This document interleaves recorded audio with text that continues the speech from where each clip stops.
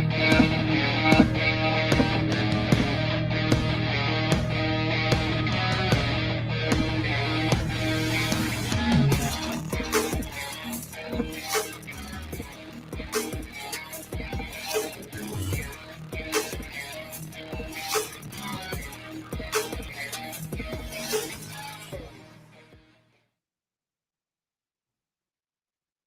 everybody.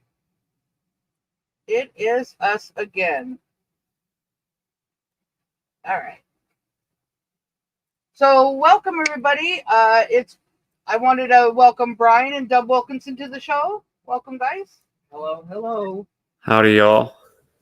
And Chuck won't be here this evening. He's got family things to do, which is totally understandable. So he said he might be in the chat whenever he can. So I just want to let you guys know that. Hi, Megan. Good to see you. Welcome, welcome.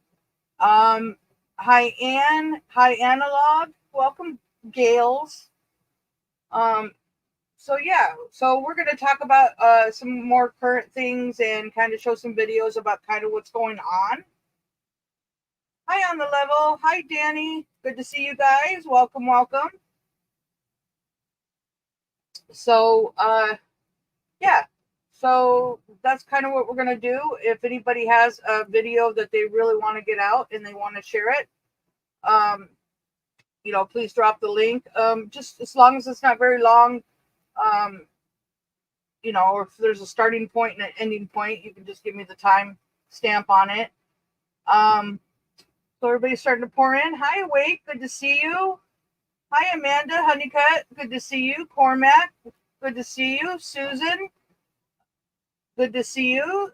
Boo. Good to see you. God, everybody just came in all at once. So welcome, guys. So yeah, we're just going to kind of hang out and show some videos. And Danny says today is National Gun Violence Awareness Day, everybody. So be aware of all those fake shootings that are happening and save the children. I'm just kidding. But yeah, so yeah, we're just gonna kind of hang out. I got a few videos tabbed up, and some things that I thought were good ones, and Danny sent one that I've already played before on my live, but it's a very important one for him, so I don't mind playing it again. Information to get out there. So, Danny, I'm sure you're he's like, I found one you're gonna love.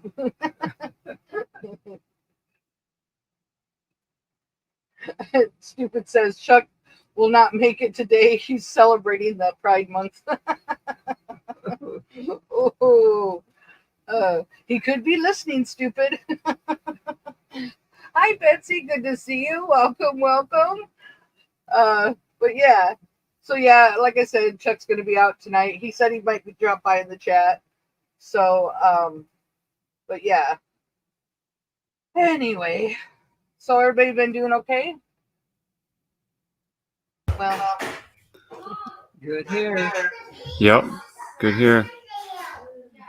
Yeah, we kind of had a kind of a rough week with Dub, trying to keep his blood pressure up. So we worked really hard all week, and hopefully we got it kind of maintained for now. Doing a lot better now. Yeah. Yeah, he did blackout on me one time. It's not a good thing when his blood pressure gets too low. It's kind of a scary thing. But anyway, he's doing better. Thanks to everybody's prayers, and really appreciate all that. There's Chuck. See, I knew he was going to pop in, so be careful, stupid. I'm kidding. Stupid said that you were celebrating Pride Month, Chuck. That's why you couldn't be here tonight. I just told on you, stupid. Anyway. On the level. Anybody else pop in? Yeah, everybody's here. On the level. Welcome, welcome. Chuck Middleton, all you guys. Chuck says, watch it, stupid. Hey, no fighting. No fighting. I'm just kidding. But anyway, we already got 25 in the house. That's cool. Right on, right on. Good job. All right, Danny, let me go in and pull it up real quick.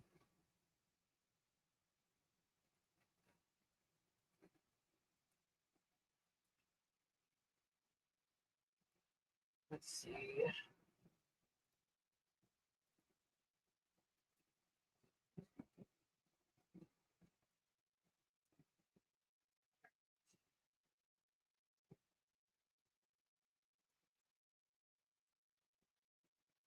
All right, move this over there.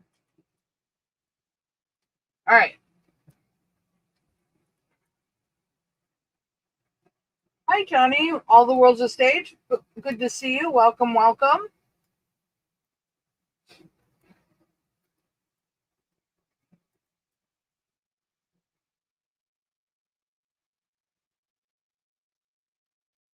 Well, maybe it's stupid.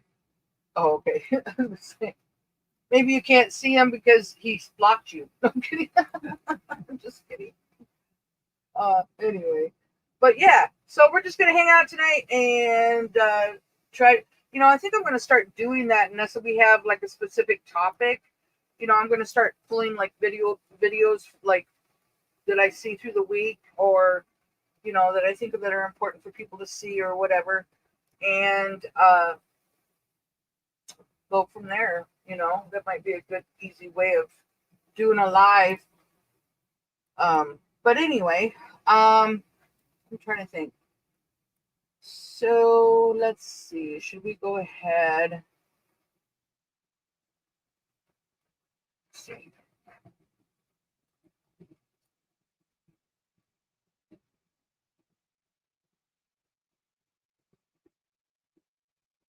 So, yeah, what we'll do is we'll go ahead and start with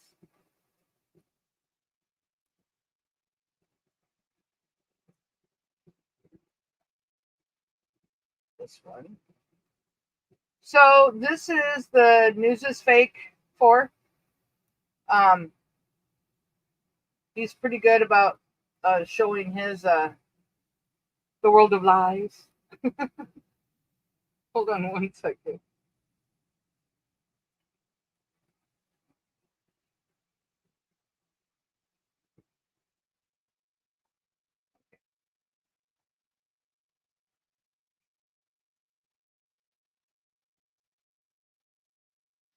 Give me one second. Trying to get my phone in order. All right. Says I'm not live yet.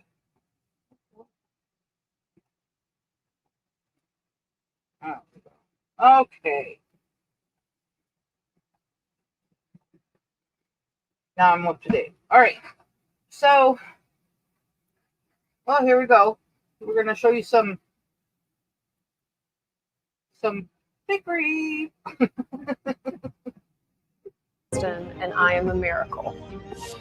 I was shot 12 times, but not once did a bullet hit a major organ or artery, and I know how lucky I am to have survived. Jared Hudson is one of them, recovering tonight after being shot 7 times. I got shot 7 times in the back with an AR-15. I've been shot 7 times at this, or 7 times by now. I've been grazed once. I hopped on a table, hopped about a 10 to 12 foot chain link fence. It might have had barbed wires at the top. I don't know. I ran about 20 to 30 yards, jumped down about 10, 15 feet off of a ledge, and I ran across the street to 7-Eleven. So the bullet went through the back of the knee and it came out over here. And it's the size of a quarter over here. And when did you know that you had been hit like that? When I got off the train and, I looked at all the blood and then I was like, this ain't right. All right, Doug McElway is live in Santa Fe and joins us now with a survivor. Hey, Doug. Hey, Brian, great to Oh, see you. that's You a know, good in the one. face of such unspeakable tragedy, it's a common sense and a human desire to try to find something good that comes out of this. And we have certainly found something really, really good here. And I want to introduce you all to Rome Schubert and his mom, Sherry Schubert. Rome was in the attack. He was in the arts classroom when the shooter aimed at these young students, and he was struck in the back of the head. Miraculously survived. The bullet exited from his neck. Rome, why don't you just show our viewers? I want people, because I know there's a lot of people who don't believe that you're telling the truth. The bullet came in the back of his neck right here. The bullet came in here, right here. Yeah. The bullet came in there, and it went. And you can see the exit wound. There's the exit wound. Right there. And he was able to get up and run out. Didn't know that he'd even been struck, and you jumped over a wall, correct? Yeah, about a 7-foot wall, and I got about 100, 200 feet away from the art room, and I saw some blood on me. No idea I had even been shot. Somebody came up behind me and said, "You've been shot," and I thought it was somebody else's blood. Still hadn't even felt it, and so I just took my shirt off and put pressure to it and just took off to the parking lot. But this school, Sherry, had the active shooter drills, In Rome, you had this, you were shot in the back of the head, but you went out and played a baseball game on Saturday. Why was it so important to get back on the field and playing the game? Well, I just want to go ahead and repeat what Chuck said in the chat. He said they would have shaved his head. To do anything to him, they would have shaved his head. So he still got long hair. Everything's all full, and so anyway. But that's a really good point. Just to show the community that there's some light on this, and I'm kind of bring everybody up and just give a little feeling of hope. I just want to be out there for all my friends and show them that I'm still there with them. Well, despite the deaths of their classmates, the Santa Fe High School baseball team is powering forward. In less than an hour, they'll hit the field in a playoff game against Kingwood Park. Two players were shot during yesterday's shooting incident. Pitcher Rome Schubert and backup catcher Trenton Beasley. Both are here tonight to support their team, but they will not play. Did you have a game last night? We did. 12 hours later. Yeah, I pitched last night. Now look at his neck.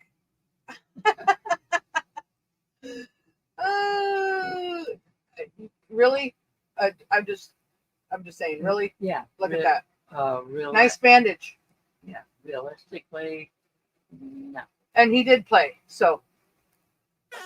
But they will not play. We did. 12 hours later. Yeah, I pitched last night. But they will not play. Yeah, I pitched last night.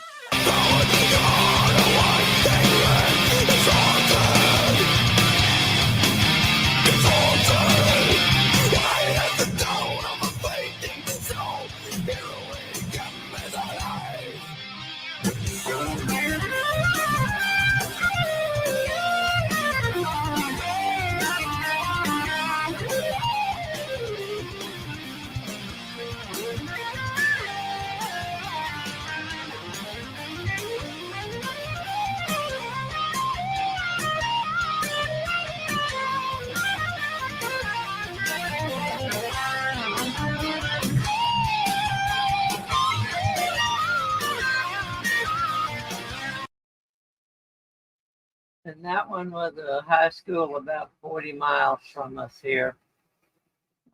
It was, I think, about 3 years ago that we had that little shooting.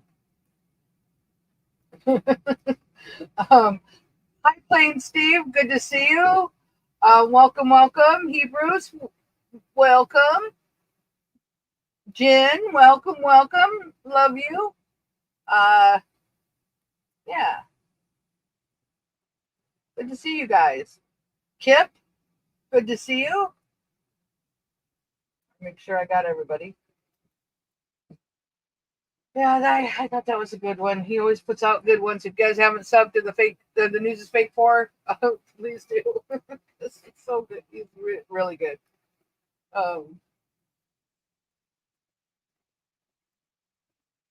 Heavy metal makes my skin crawl. Yeah, I mean it's a lot hard for me, but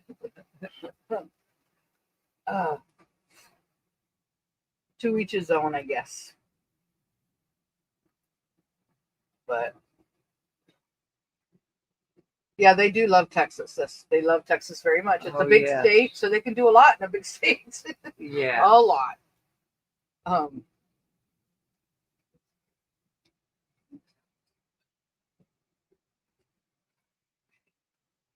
right. So anyway, I thought that was a good one. Let's see here. All righty. So we're gonna show the next one. I think I've shown this one before on my live. But Danny wanted me to show it, so I'm gonna show it again because it's very important to him. He is a veteran, and so a lot of you guys are. Brian, Danny, I don't know Combat's here. To all our veterans. Hi, Seven. Good to see you. Welcome. Kansas girl, good to see you. Were you going to say something, Brian? Sorry. No, I was just gonna say, yep, you're correct. Okay. So this one is like I said, I've shown it before, but we're gonna start it at this point because it runs for about 20 minutes. So, but it just tells you what's going to actually be happening to the veterans and stuff. So as far as their gun rights and stuff. So here we go. With that stuff. Here is the section about the gun rights of our veterans. National Instant Criminal Background Check System, NICS. The administration strongly opposes Section 261 of the bill, which would prohibit the VA from reporting a person determined to be mentally incompetent during the VA benefits evaluation process without the order or finding of a judge, magistrate, or other judicial authority. Potential beneficiaries deemed mentally incompetent already can obtain further review of that determination. The proposed revision would effectively prohibit VA from reporting mentally incompetent beneficiaries who need a fiduciary to the National Instant Criminal Background Check System, thus creating a dangerous loophole that would allow these individuals to obtain firearms and endanger their safety and the safety of their communities. Now, rather than to wax on this, I'm going to let Thomas Massey tell you exactly what this is. This came to play under the Obama administration. It's not even a law, it's a rule, and people are having their rights unconstitutionally removed because they check a box. But here is the commentary with Thomas Massey and Debbie Wasserman Schultz. It's worthy of watching. I know there are a lot of riders here. There's one I'm somewhat familiar with, and I heard you, Ms. Wasserman Schultz, discuss it in your opening testimony, and that's on the NICS background check system.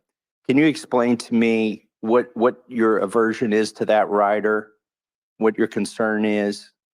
Yeah, when you have a veteran who has been referred to a fiduciary to take over their finances, that means that they are actually prohibited by federal law from buying or possessing a gun. And this bill carves out an exception and prevents the VA from referring a veteran who would otherwise not be able, under federal law, to purchase or possess a gun to continue to do so. And that's dangerous to the veteran. We already have a really serious suicide problem. And almost always when a veteran commits suicide, it is because they have a gun. And So I'm just going to give you my thoughts on this real quick. I think we talked about this before. Our thoughts about this would be taking the guns out of veterans' hands would prevent, if anything big were to happen, would take away people that already knew professionally how to use a gun. So think of all the veterans that had to use rifles and use force in the military. But if you can take their guns away, that's a threat taken away from anything happening. It's because they're probably better than most people using a gun. So that's just my take on that. Does that make sense? I don't think I really clearly said that correctly, but Doug. Yes, it was pretty clear. Yes, the veterans with trained military combat experience, yes, are really, in case of something does happen, those are the people that you want with weapons. Right. But they're and the they- people that you wouldn't want with weapons to fight a military. Right. Per se. Yeah. Or anything else. You don't want them running loose in your neighborhood. is Right, what their- because they their have, goal is. yeah, because they're kind of pretty sharp Yeah. already. Yeah, so that's kind of what I was trying to say. But anyway, I just had to add that in. This bill endangers the lives of veterans and of their loved ones. So I have actually talked to veterans who've been affected by this rule. It's not a federal law. And so I find it appropriate that we just talked about the power of Congress to appropriate.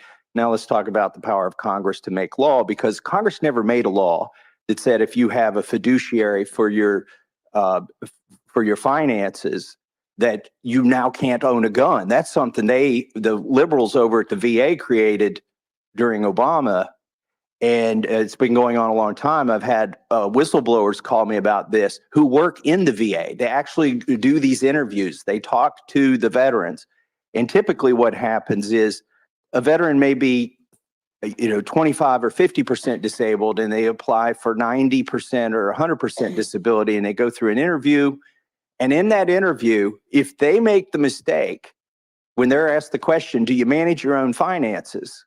If they're thinking, well, my wife has the checkbook, if it's a man, and they say that box gets checked, that they do not manage their own finances. That should not be an adjudication of whether somebody should give up their Second Amendment. In fact, not only is that person now added to the Brady list, there can't be a gun in the household. Not only can they not buy a gun, they can't have a gun in the household. So now the spouse is deprived of protection. We're talking about somebody who's 90% disabled, a veteran who was willing to risk their life for this country.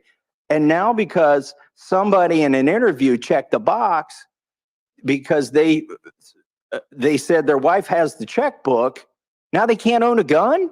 This is not due process. And I know this for a fact. I've talked to multiple people that work at the VA who've gone through these interviews. I've talked to veterans. I've talked to veterans' wives who've been through this. And you say there's a process. I see the president's statement on this bill says, oh, there's a process to go through.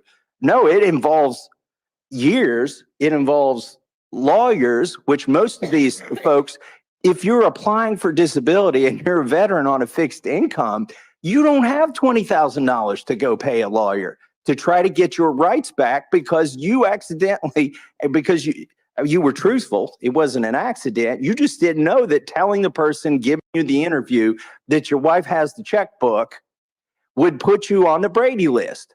Now, here's the other reason they don't appeal it. They get that letter that says you've been added to the Brady list at the same time they get their approval for their disability. And the implication, it comes the same day. The implication is if you contest this, you may lose your disability benefit.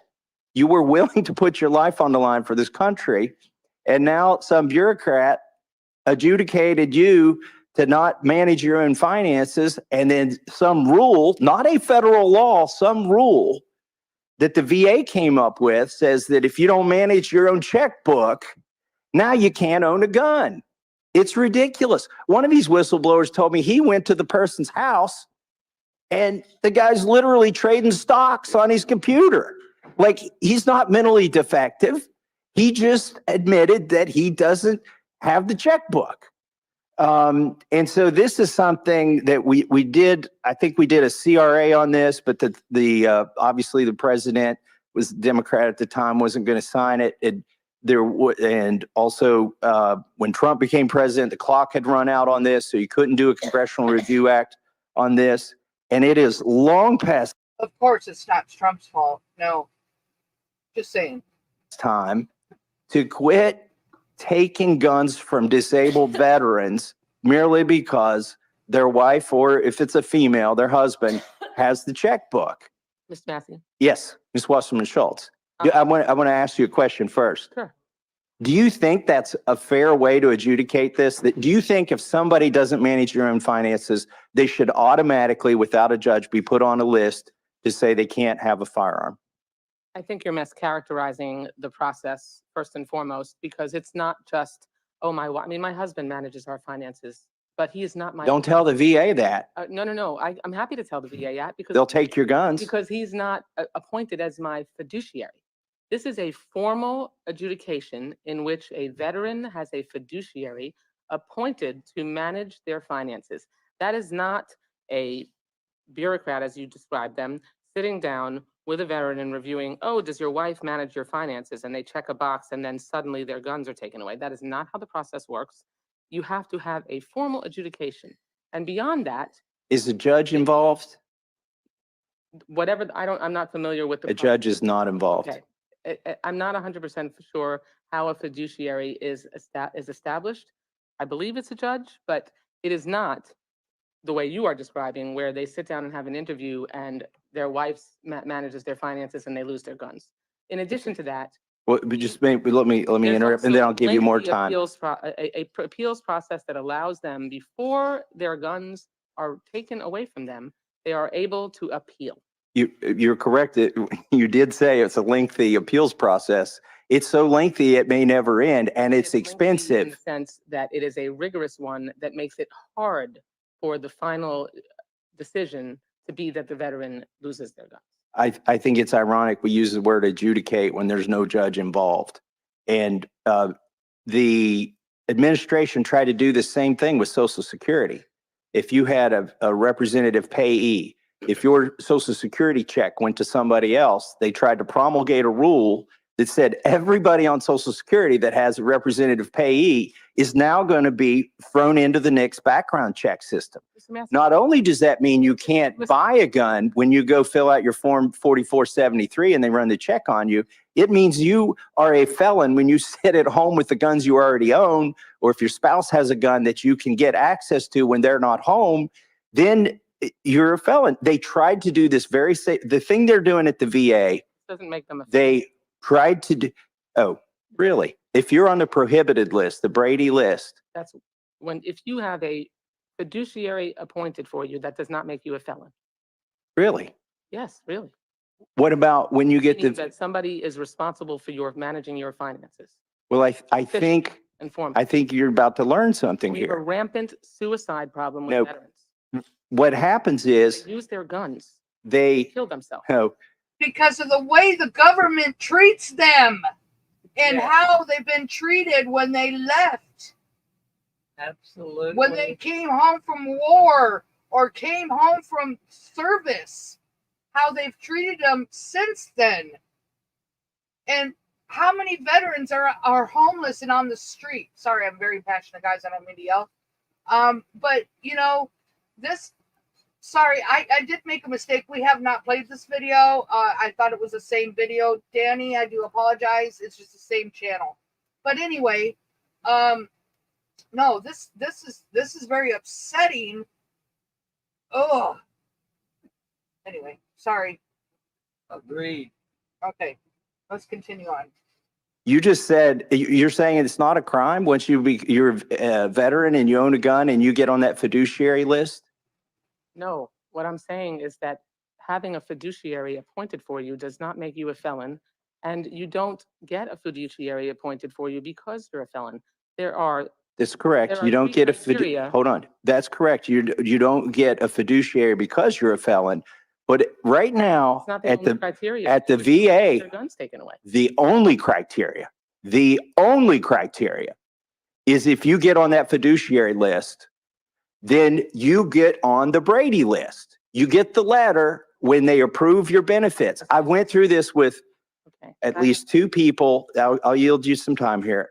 Two people that work at the VA that told me this is exactly how it works. I talked to a distraught wife who's been battling this for a couple years to try and get not just her husband, the veterans' guns rights back, but just her right to have a gun in the house. And this is what happens.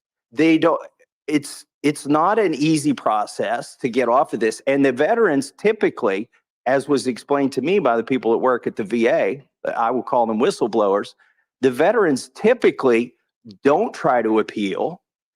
A lot of them will just try to keep their gun and stay under the radar, illegally keep their gun, because the same day they get the letter that said, we approved you moving from 50% disability to 90 or 100% disability, they get the letter. In fact, it may be in the same envelope, I'm not sure. It says, now you're on the Brady list. You will be a criminal if you have access to a firearm. Mr. Massey, there are 3 criteria that are used to determine whether nice. somebody is ineligible. Nice hand sign, lady. Yeah. Nice hand sign. We like that one. Do some research on Debbie Wasserman Schultz. And it's not an okay sign she's holding there. Little, ugh. I almost called her name. I'm holding back, guys. To purchase a firearm. 1, you have to be a felon. 2, you have to be a domestic violence abuser. And 3, you have to be adjudicated as mentally ill. And one of the ways in which someone has a fiduciary appointed for them is when there is a mental illness.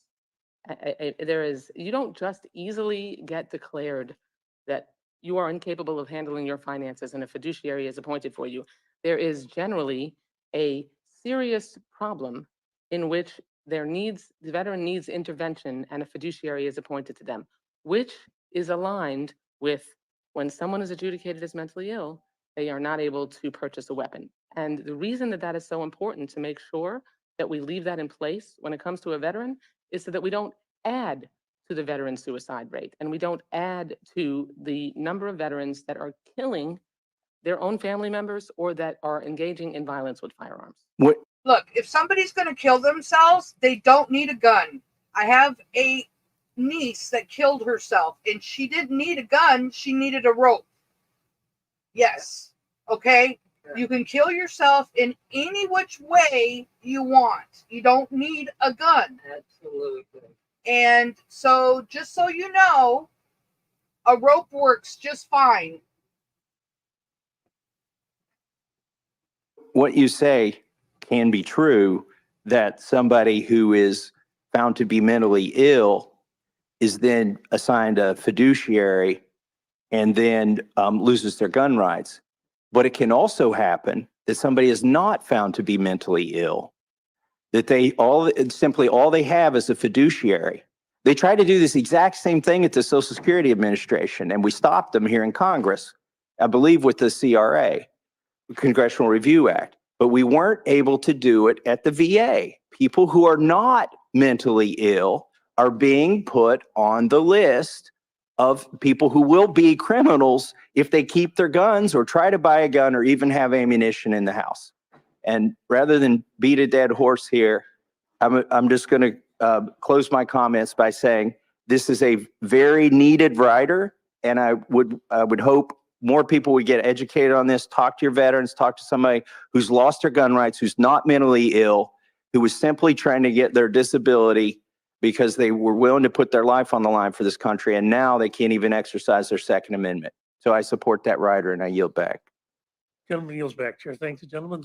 All right, so as you can see, the Democrats don't even know what they're talking about. They're just pushing the agenda at all costs. And you know what? I am going to give them a round of applause because at least the Democrats stay on target, stay focused, and push forward no matter what.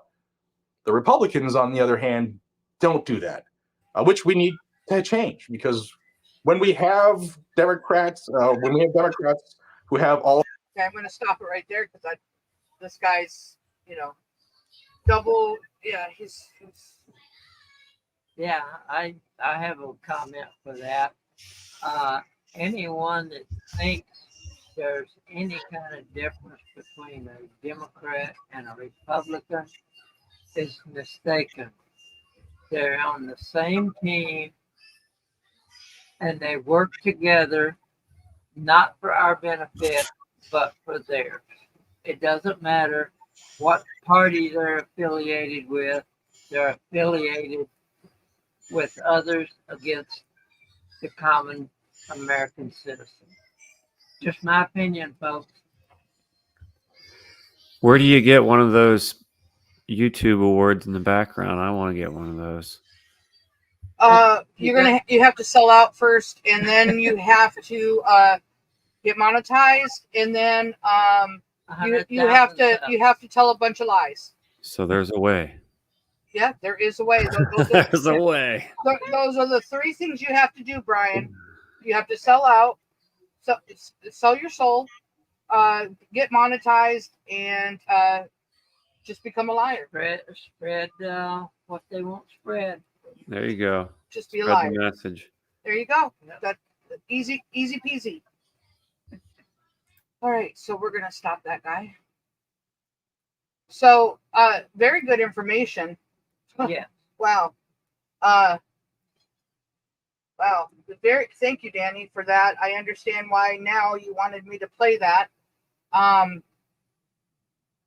Yeah, I'm fired up. Sorry, guys. I just, sorry about that. It really, I get passionate about stuff like that. It just really upsets me. I gotta calm down. So let me look back here. I wanted to say hello to Gio, combat veteran. We were just talking about you earlier. Welcome, guys. Yeah. So did they pass this, Danny? Is it in process? What's going on? I gotta turn that.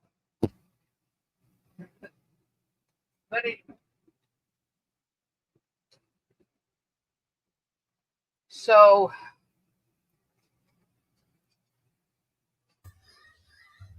Yeah, I don't know if that's anything real. I've never heard anybody talk about that. The only thing I've ever wondered about is when people claim PTSD, is if that took people's gun rights away. That's the only thing I've ever thought about. And because they were always trying to push that everybody can claim PTSD. And it was always like, why would you claim PTSD? Now, I understand some people may be seeing some crazy stuff that they have something wrong upstairs, you know what I mean? But in general, people can just claim it, you know what I mean? And say, well, it's so bad, I can't take it anymore. And then they just get PTSD. But ultimately, I thought it was like a scam to get people to, put a check in the box and then them say, hey, goodbye to number 2, amendment number 2 or whatever. Yep. So Danny says you'll get more upset when I tell you they didn't vote to stop it, the 194-6, to keep it active. So Congress will never do what's right. Well, we know that.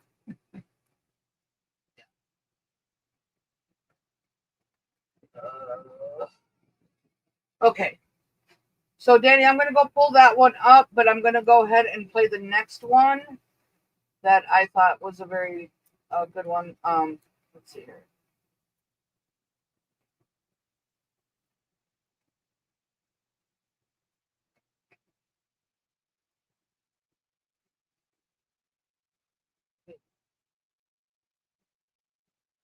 Okay. No, you're right. Amanda says you ain't got to be in the armed forces to have PTSD, and PTSD, Danny says, doesn't make a person violent. Those things are right. And the only thing I was thinking in regards, because we were talking about the VA there, and I knew that was the big thing where they were trying to push it. So that would have been just like this video states about disarm veterans. That's how I looked at the PTSD within the VA community. The veteran community, anyway. Go on. Play the first 2 minutes, Danny. Okay. All right. Good morning, my friends.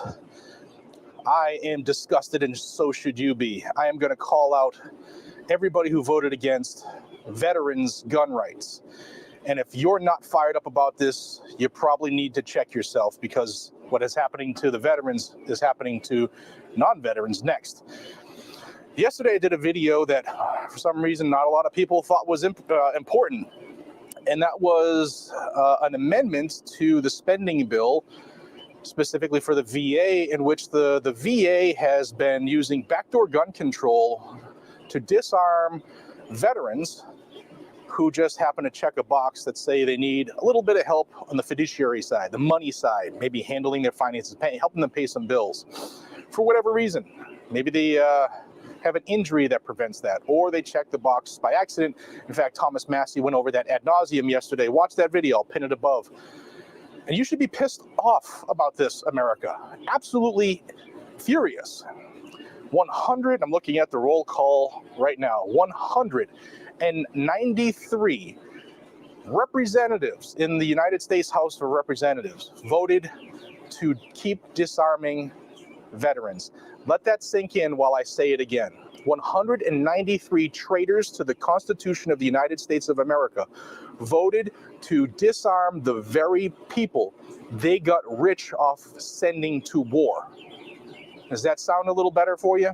Are you pissed off? Because they keep doing it to the veterans. They're going to keep moving it down the line to get different segments. That includes you and me. So the amendment that had this in it, in which was looking to stop the federal government from doing this, to stop the VA from doing, because it's a rule, it's not a law. The amendment passed. It passed 211 to 193. That means 211 House of Representative members of Congress, decided, you know what, the Constitution says what it says, and these folks should not be disarmed just because they need a little help on the fiduciary side. But 193 said, you know what, screw the veterans, we don't need them anymore. One of those was a Republican, Fitzpatrick out of Pennsylvania. He's pretty much a Democrat. He votes against guns all the time. Okay.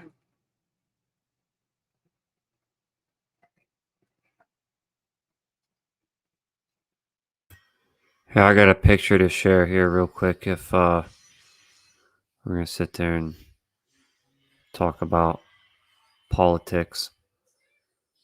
Where the heck's it at? This one. There you go. There it is. All those type of things. And all the people on the left and all the people on the right, if that's even how it goes, work for these people. Right. Yeehaw. Welcome to the clown show. Two wings of the same bird. Absolutely. Oh, there we go. Vote all you want. The flight plan doesn't change. We are in desperate need of a new bird. Right. Yeah, they are. Anyway. Good one. Yep. All right.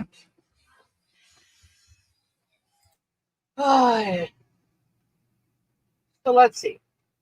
So this next one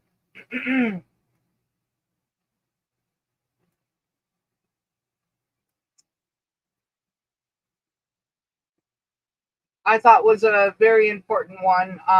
It kind of, this is not something that we don't already know, but it kind of throws it in your face and kind of brings everything to kind of like an how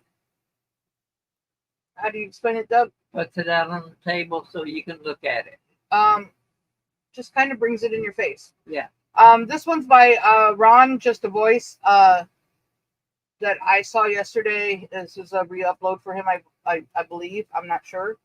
But I just thought it was a very good one, and I think we all need to really listen to it, how actually everything's going to be played out if and when we go to a cashless society. So, which I think we all know is coming. Yeah. So this is going to kind of tell you how things, how it kind of works, and it's kind of slapping you in the face, kind of thing. Anyway, here we go.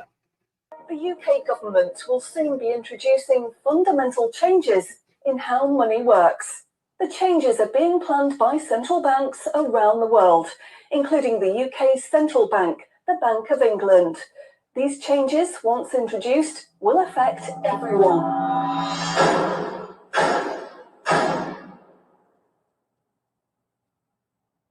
So what are these changes really about?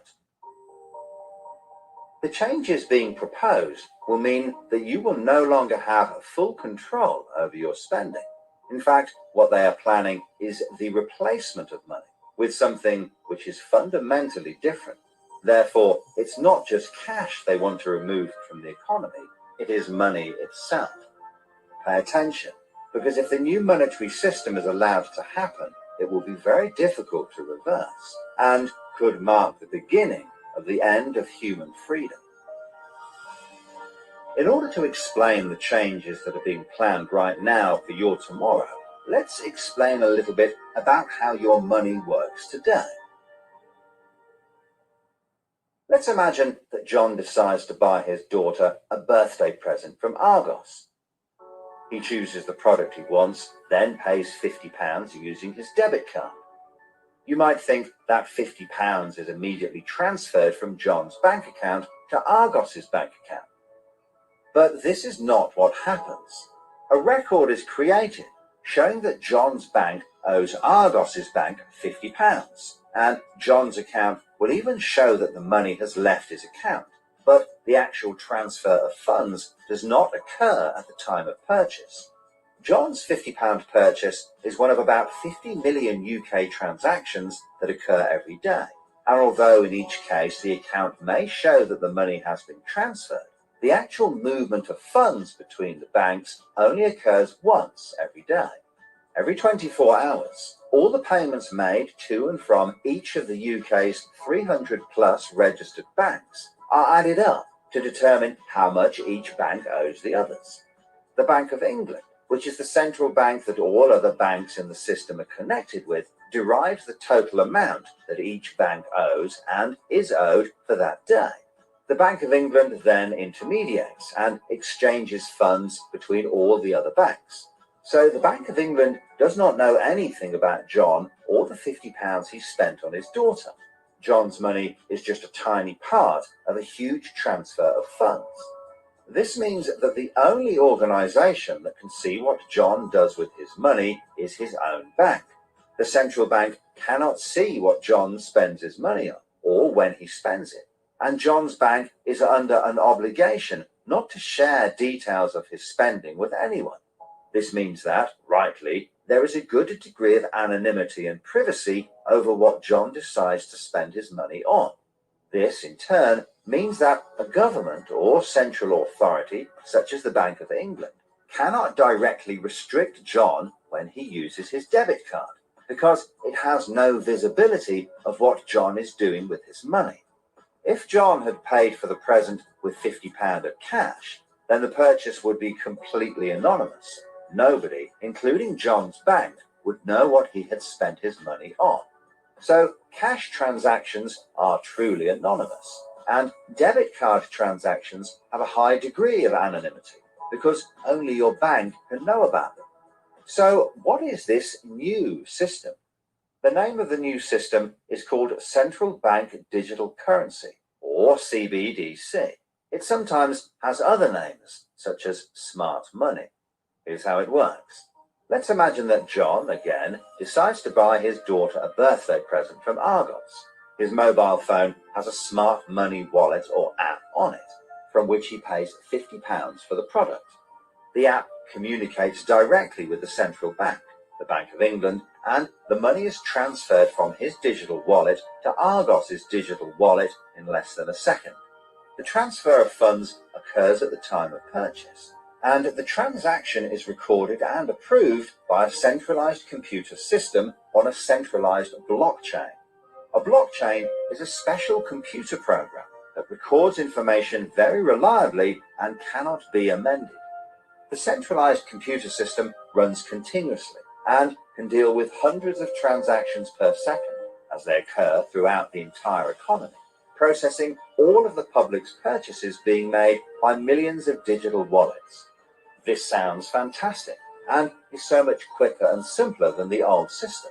But there is a fundamental difference, which is that all transactions are centralized in real time as they happen. In other words, one system will be able to know about every single digital transaction in the economy as the transactions occur. This is the critical difference with the new digital monetary system that everyone needs to be aware of. All transactions are centralized in real time as they happen. The people who are planning this new system have made it clear that it would be useful, in their eyes, to use artificial intelligence algorithms in real time to block certain public transactions for a range of different reasons. So, what does this mean for John? Let's just say there is another lockdown and the government want to stop the public moving about the country. With this new system, they could introduce a simple change. That would mean John's wallet would only work if he was located within a certain distance of his own home. Argos is 2 miles from John's house, and he decides to go and buy his daughter a birthday present. He attempts to pay £50 for the product with the app. The app communicates directly with the Bank of England's computer system, and the system rejects John's payment before it is made, because the system knows that John is 2 miles from his own home, and John's wallet has been limited to spending within just 1 mile. John cannot now buy anything unless he moves closer to his own home. His money is now useless if he wants to go anywhere. Why doesn't John just use cash? That would be a good solution for John, as long as cash is still in use. So, how might this new system be introduced? The Prime Minister called an emergency meeting today to discuss the unprecedented slide into economic recession in the UK and global economies. Inflation is out of control, and high interest rates are causing thousands of house repossessions. All cash points and over-the-counter cash services are now frozen, and millions of people face losing their life savings as a number of high street banks are declared insolvent. The government and the Bank of England are accelerating the introduction of a new central bank digital currency, which all bank customers in the UK will be able to receive in exchange for their existing money, which in many cases is now unobtainable from their bank accounts. The government say that the new digital money will help the economy recover from recession and will be used to bail out public and corporate money currently held in millions of bank accounts by banks that are at the point of collapse.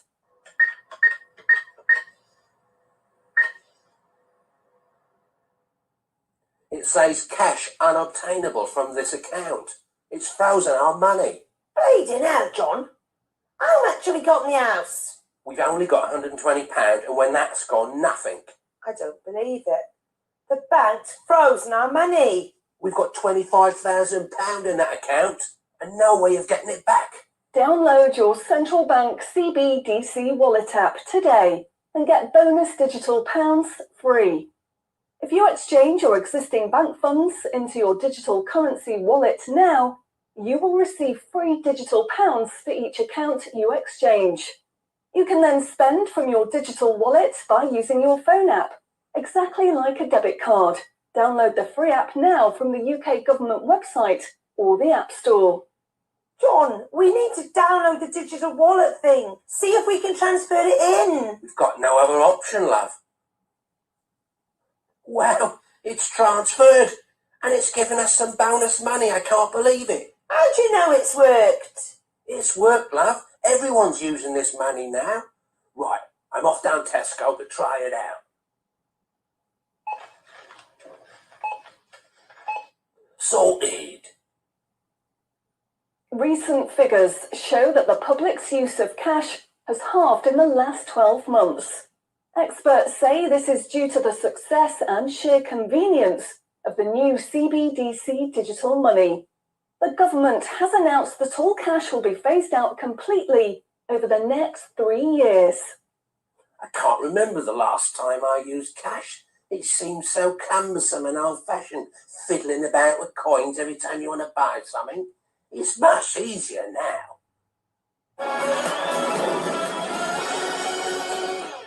Have you seen the remote control, love?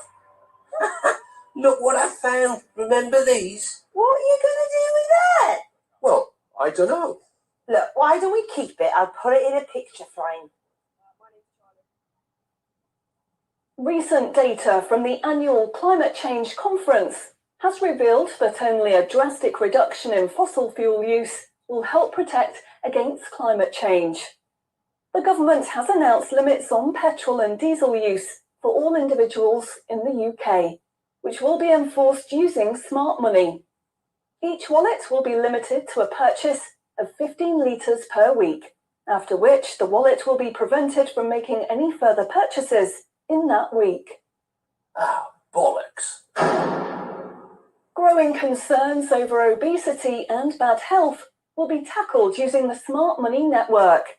The government proposes to limit the total number of sugary foods that each digital wallet can purchase in any given month. What? Experts say that the new pandemic, which is 10 times more contagious and deadly than coronavirus, can only be defeated by minimizing all human contact and staying home as much as possible. In order to enforce this, all digital wallets will only work within 1 mile of the address at which they are registered. Shopping times will be staggered so that you can only make purchases for a 2-hour period each day. All non-essential item purchases will be rejected. Jesus Christ.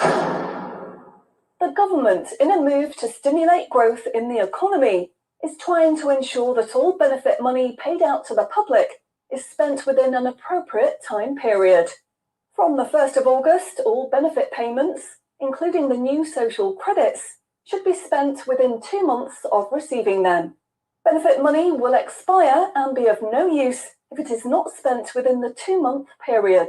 Blimey, they're putting a shelf life on money. Vaccination uptake for the latest pandemic is now at 95%. Anyone who has not been vaccinated will have restrictions placed on their wallets. For the 5% unvaccinated, spending will only be allowed at certain times and within 1 mile of home. Certain goods, such as alcohol, travel tickets, and restaurant purchases, will not be available for those who have not been vaccinated, and their digital wallets will not work outside of the UK. Wow. Concerns are growing over people who grow and supply their own food outside of government-approved companies. The government will be restricting the purchase of all seeds and other farming products for anyone that is not a registered farmer. What are they doing that for? The government is trying to reduce the amount of red meat people eat in their diet for environmental and health reasons. Digital wallets will only be allowed to purchase 8 ounces of red meat per week. How much is 8 ounces? In order to protect the environment, the government is introducing limitations on the amount each wallet will be able to spend on the following products: aerosol cans, single-use plastics, coal, meat, chocolate, fish, and coffee. What about fags? In a move to encourage good behaviour, the government is awarding digital currency direct to your wallet if you report on anyone breaking lockdown rules or report on individuals expressing extremist views. Anyone deemed to be expressing extremist views may in turn have restrictions placed on their wallets. What's that mean, extremist views? If you give up your cash, you will give up freedom for yourself, and you will give up the freedom of generations to come. It's not the convenience of the new money that is important. What is important is the fact that centralized administration of smart money could be used to control every aspect of your life. Say yes to keeping cash and say no to centrally controlled smart money. What they are going to propose is not money, it is a social control system.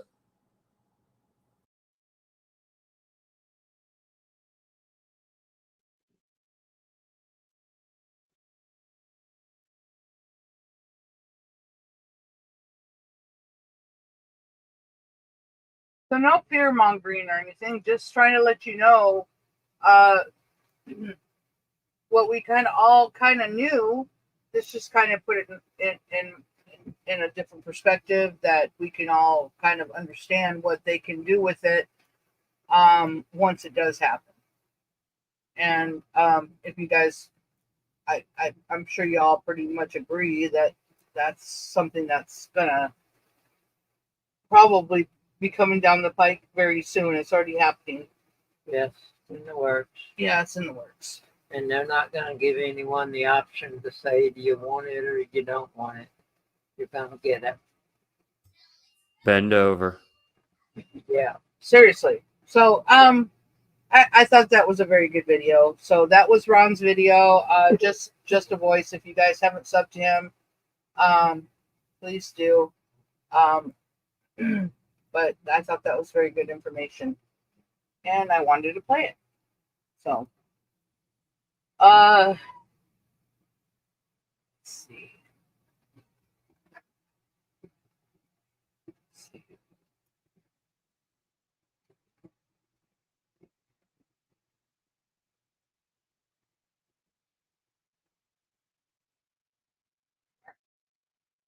We just kind of looking at comments. One from Chuck.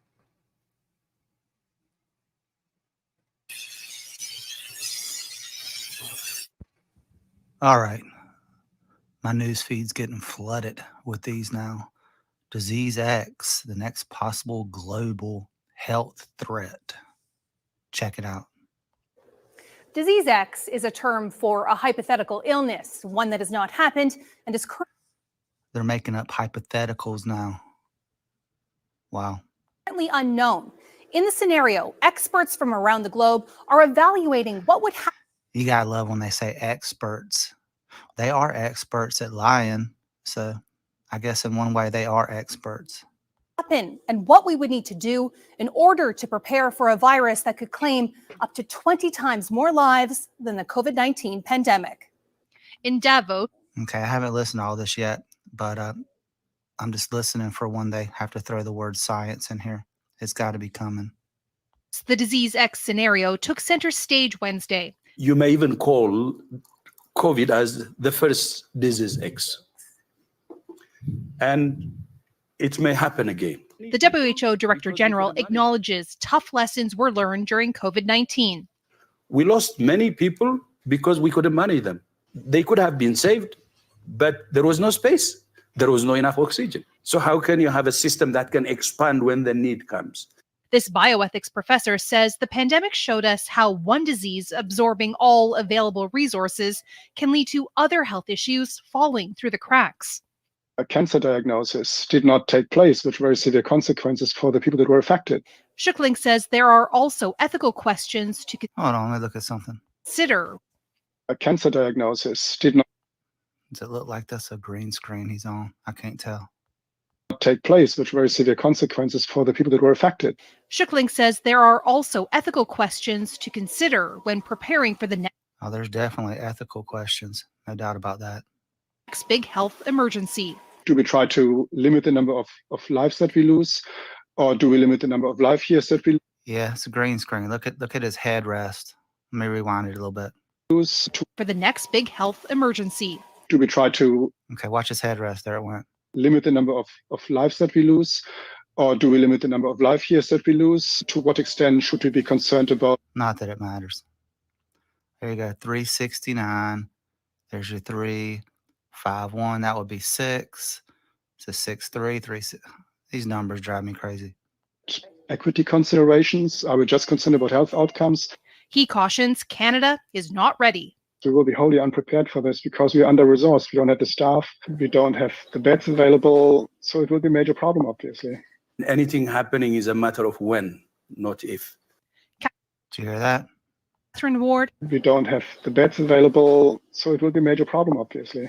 Anything happening is a matter of when, not if. Catherine Ward, Global News. Well, they didn't say science, but I'll say it. The science doesn't lie. The science doesn't lie.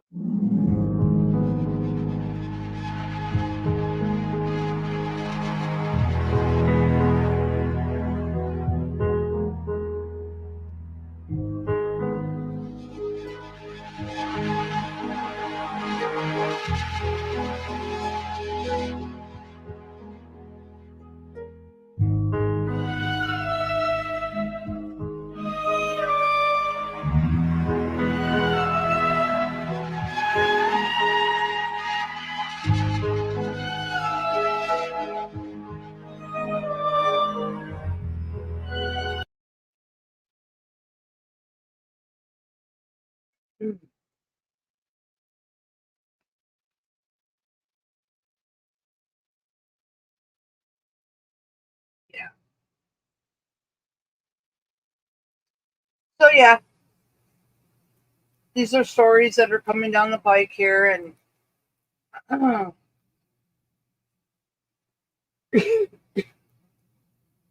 well, thanks, Jen. I'm just kidding. I know you've been conversing with the chat, so I know you don't mean me. I'm just kidding. But yeah. Yeah. So, let's see here. There was one I wanted to play from Kip. It's quite long. It's not that long. It's like 20 minutes. But I thought it was a very good one. Just kind of, a slap in our face again.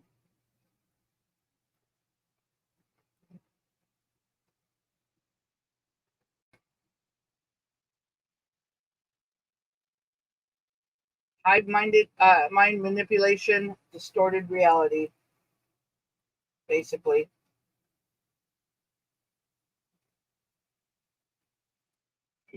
There we go.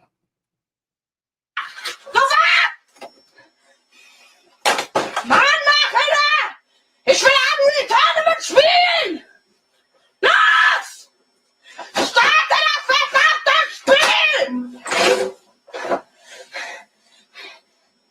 Starte das Spiel, du Hurensohn! Ich will spielen! I shouldn't be up here. How dare you? How dare you?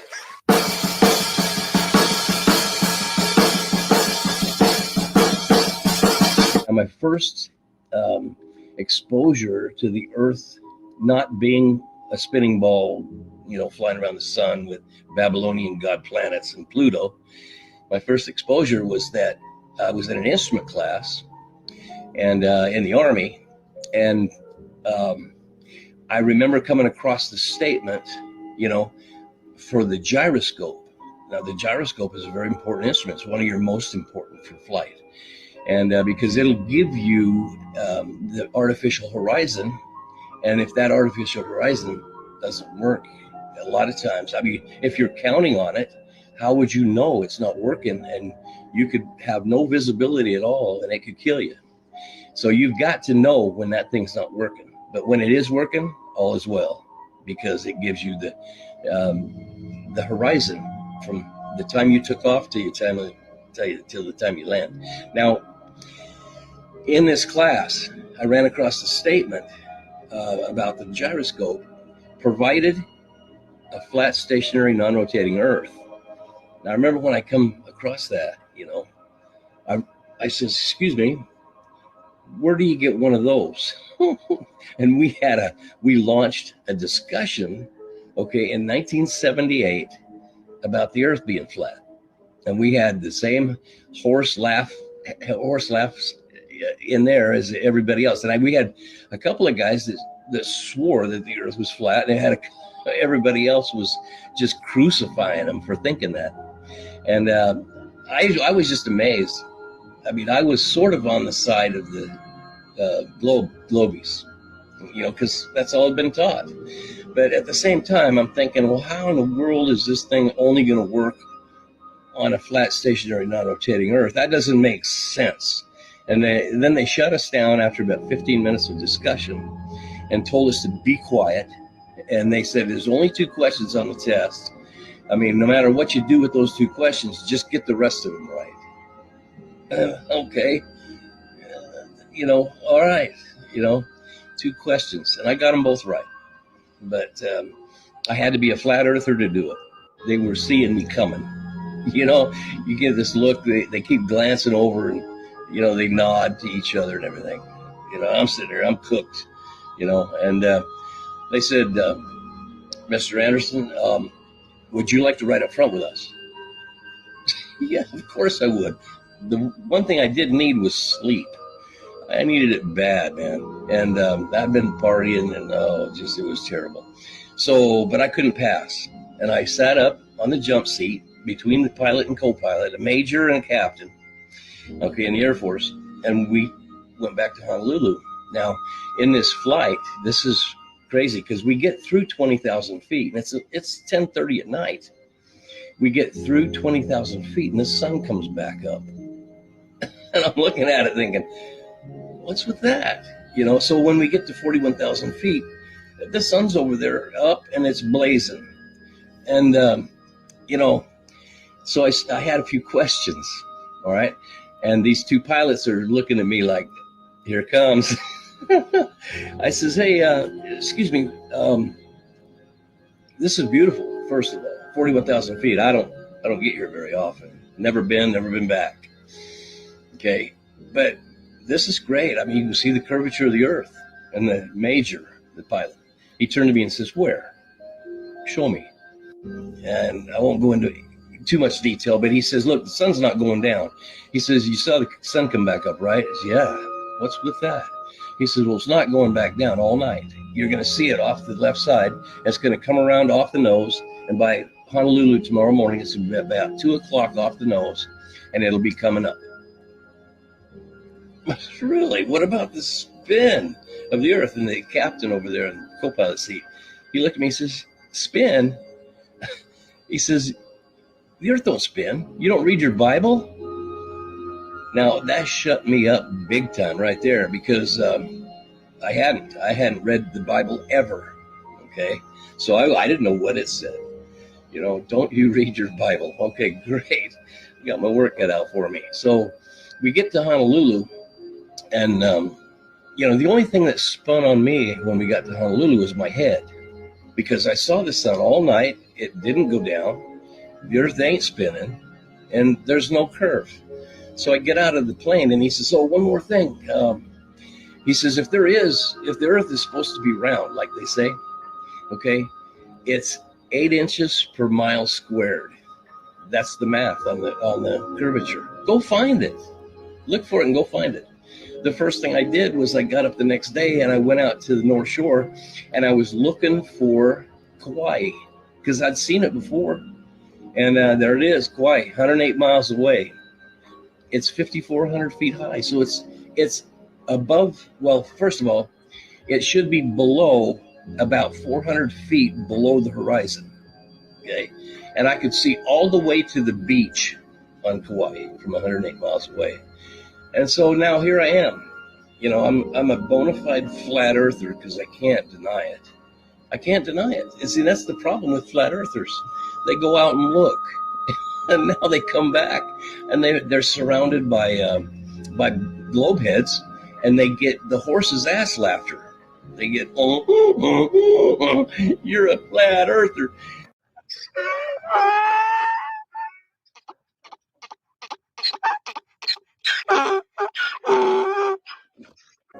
It's the Roman circus. What does the emperor do when the people become restive, and when the people are asking questions, and when the people don't like the policies of the emperor? He sends them to the circus. He creates a circus. He builds a giant coliseum. And he begins to throw the Christians to the lions. And he has great chariot races and football games and basketball games, all to keep the idiots preoccupied with things that don't mean anything in the scheme of the entire world, so that they don't have the time to learn what the truth is, so they don't ever get smart enough to learn how they're being manipulated, so they don't ever question the emperor. That's why they pay a player on a football team or a baseball team $1 million or $2 million or $3 million a year. It is the Roman circus. I know men who don't know anything in the world except who plays third base for the Mets, and they think that's a great accomplishment. And they meet and pat each other on the back and bond and go have cocktails and talk about what this guy that plays third base for the Mets did in last night's game. It's sad. It's really sad. Then everyone said jabroni. Tom Cruise. I'm Conductor Clark. And I'm Ms. Janice. Hey, who wants to learn about the letter H? I do! Now what can we do with the letter H? We can hula hoop. Or Create a massive global hoax. what Ernie's referring to is the Apollo 11 moon landing that supposedly took place on July 20th, 1969. To quote Neil Armstrong, this is one small step for man and one giant lie to mankind. Hello, everybody. Hello. Hi, Ticket Taker Sam. Sam's been riding the rails ever since mean old Microsoft stole his formula for Windows 95. Hey, Sam, I hear you've got a story for the kids. I sure do, Miss Janice, and it's a real whiz banger. Once upon a time, there was a president named Kennedy. I promised to put a man on the moon before the end of the decade. Mr. President, didn't you also promise civil rights? That's another story, Trevor. Now excuse me while I go sleep with Judith Exner. Meanwhile, poor inept NASA couldn't get a rocket into space. Pew! So they turned to Plan B. I'm LBJ. The end of the decade is here, and there's still no Americans on the moon. Those Ruskies are gonna beat us to it. I'll help you, Mr. President. Who the hell are you? I'm Stanley Kubrick, and I'll use some tricks I learned while filming the movie 2001, A Space Odyssey, to fake a moon landing. And we're the mafia, and we'll fund your scam to build a secret soundstage in Las Vegas. Good. While people think they're in space, we'll keep the astronauts busy with whores and gambling. Then we'll pay them off, or brainwash them, or kill them. The end. Yay! Squawk? But is there any real proof it was a hoax? Squawk!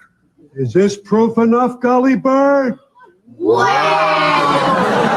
I used to fly to the moon all the time. Hobo Dan!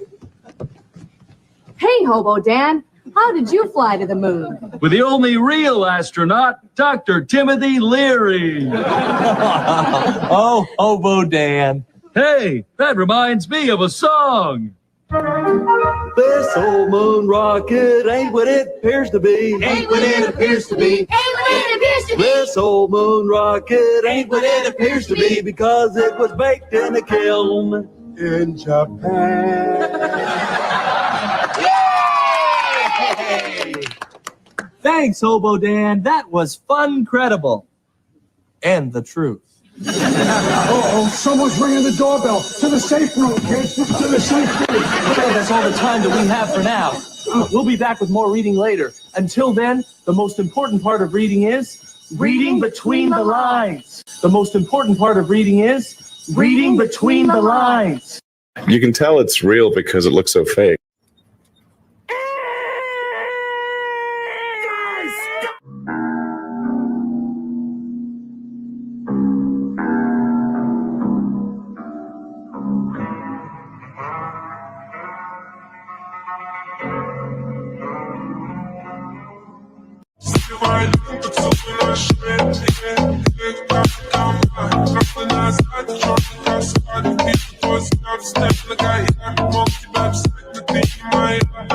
This has gone around on social media and in the fake news media. I got 81 million votes. Whoa! If I say that the world is round and someone else says it's flat, that's worth reporting. Should we still debate whether the Earth is flat? Like they used to think the sun went around the Earth. Everybody say that's scientists. He's so smart. Other science refuted it. Right, but back then, like everybody at that time thought that guy was smart. Why at this time do we think that the Earth goes around the sun? There's an overwhelming science that the Earth was flat, and there was an overwhelming science that you learn over time. We're the center of the world. You're just taking an authority's word for it, and all we're saying is be skeptical. Sure. And while you're being skeptical, there's a bunch of evidence that's totally against the mainstream version. And while you're being skeptical and looking at that evidence, you start compiling more and more of the evidence until you become like me, you know the truth. I don't believe the Earth is flat and motionless. I know it is. There was a lot of things that I thought I knew that now suddenly turned out to be completely different. They can't just impose stuff on us. They have to tell us about it and wait for our consent. And silence is considered consent.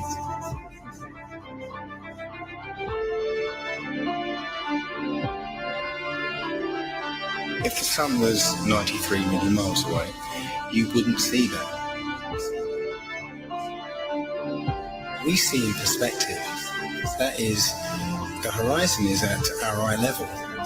And as things recede from us, they tend to converge to the center of that horizon line, to a place that's known as the vanishing point. The sun rotates around us and only appears to rise and set because of the way our vision works.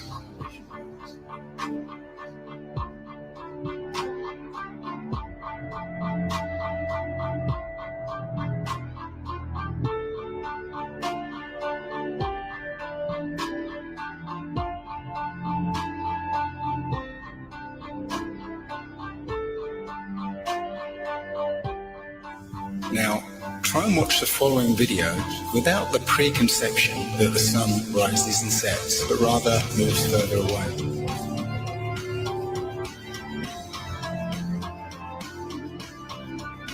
The images of your world with curves or as a ball are CGI. You've seen those images all your life. They're paintings, they're computer-generated images, or a little of both. Anything with a curve and the Earth is a fake. It's a fraud. You have never, with your naked eyes, ever seen the Earth as a ball from space. You never have. But you just have blind faith that that's what it looks like. If the Earth were actually a big ball, the horizon should sink as you ascend, not rise to your eye level, and it would dip at each end of your periphery, not remain flat all around, the horizon rising with the camera level and remaining perfectly flat, 360 degrees around. All the ancient cultures from the beginning of time have depicted a flat, kind of enclosed Earth. So we have this flat Earth cosmology all the way up into the 1900s when a big push was made to live on this round spinning ball flying around the sun. They are basically placing us on a speck of dust flying through infinite space where it was made from this accidental Big Bang. And we really don't mean very much, and everything is kind of an accident, and it kind of leads you into this mentality where things are meaningless. It doesn't matter what you do in life, but the more you research, the more you'll find that you can't prove the spinning ball Earth unless you're suffering from cognitive dissonance and you've been programmed your entire life. All scientific experiments show that we're being lied to about what mainstream science is saying about the Earth.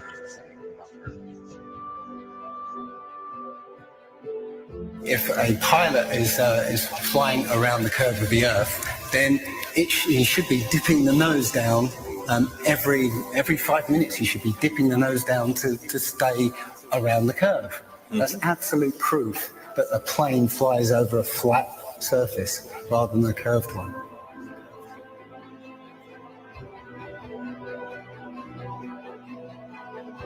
A lot of people have these laser thermometers. Now, you can actually measure the temperature of the moonlight next to the temperature of the shade of the moonlight.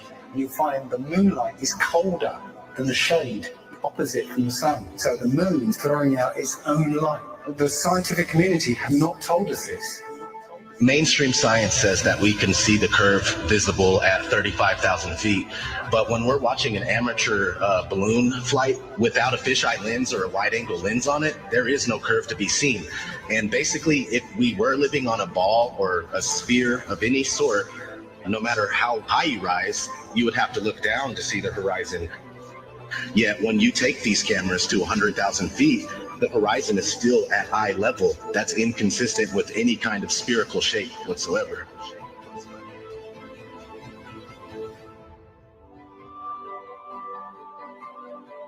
The others, they've got smaller gatekeepers for the flat earth that they've brought in to distort the message, and they give fake flat earth arguments, hoping that you'll reach them before you reach someone like me, and then you'll hear their stupid arguments saying that gravity's real, but the flat earth disk is constantly rising, and that's what causes us to, things to fall. They'll give explanations like this, which to any sound thinking person will totally reject, and then they'll totally reject the entire flat earth model based on these little bits of disinformation that are being given.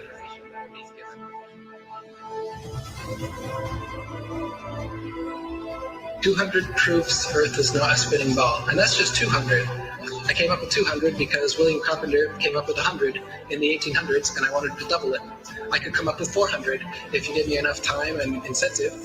People are doing it right now. Scientists vote that the Earth is flat. Because it's actual, observable, testable, repeatable, natural science that we can do ourselves. The kind of science, in quotes, that you're getting from these figureheads is not observable, testable, repeatable, natural science that you can do yourself. It's stuff that they claim that only they can do with a Hubble telescope. Only we can take images, CGI images of fake planets with our Hubble telescope. You can't. Condemnation without investigation is the height of ignorance. And I think that, Einstein was right about that. I don't believe in anything, but I do investigate everything. I don't just take things at face value or take somebody's word for it. I want to know for myself. And if I can't know for myself, then I will happily be in the place of not knowing. They need to have some authority figure telling them answers, and they're going to believe that, and that makes them feel safe. But me, I'm the opposite, where I like to be skeptical, and I think everybody would be better off if they did that instead of just believing some authority figure that tells you you're on a spinning ball.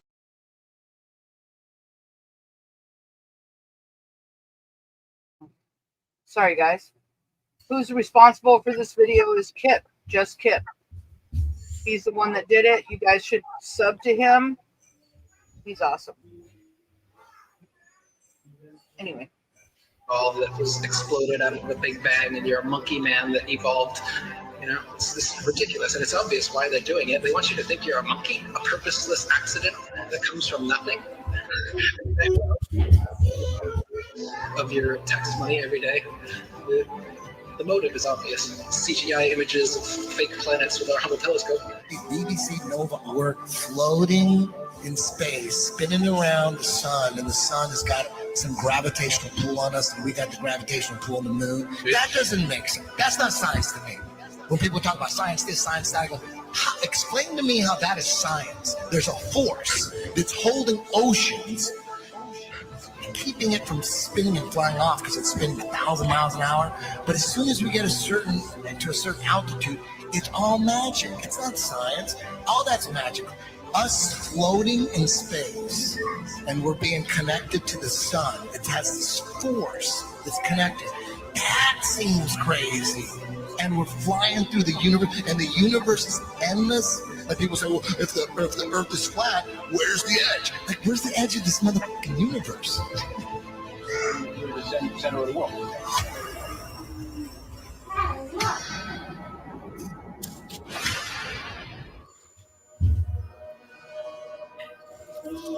No.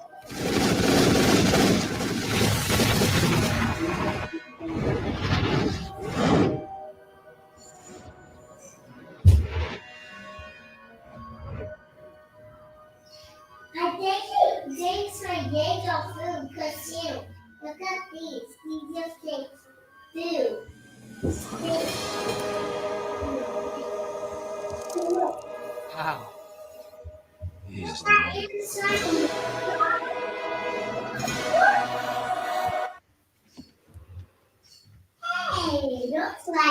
The matrix is everywhere. It is all around us. You can see it when you look out your window or when you turn on your television. You can feel it when you go to church, when you pay your taxes. It is the world that has been pulled over your eyes to blind you from the truth. Men who hold high places must be the ones who start to mold a new reality closer to the heart, closer to the heart. All the world's in need of staying. We are mini players, performers and portrayers. Each another's audience inside the gilded cage. One day, Jesus is coming. You may be at church. You may be at work. You may be asleep. God grant that you will be ready when he makes his personal appearance. My God, what if his appearance occurs on a Sunday morning? My prophetic word to you this morning is get ready! Get ready!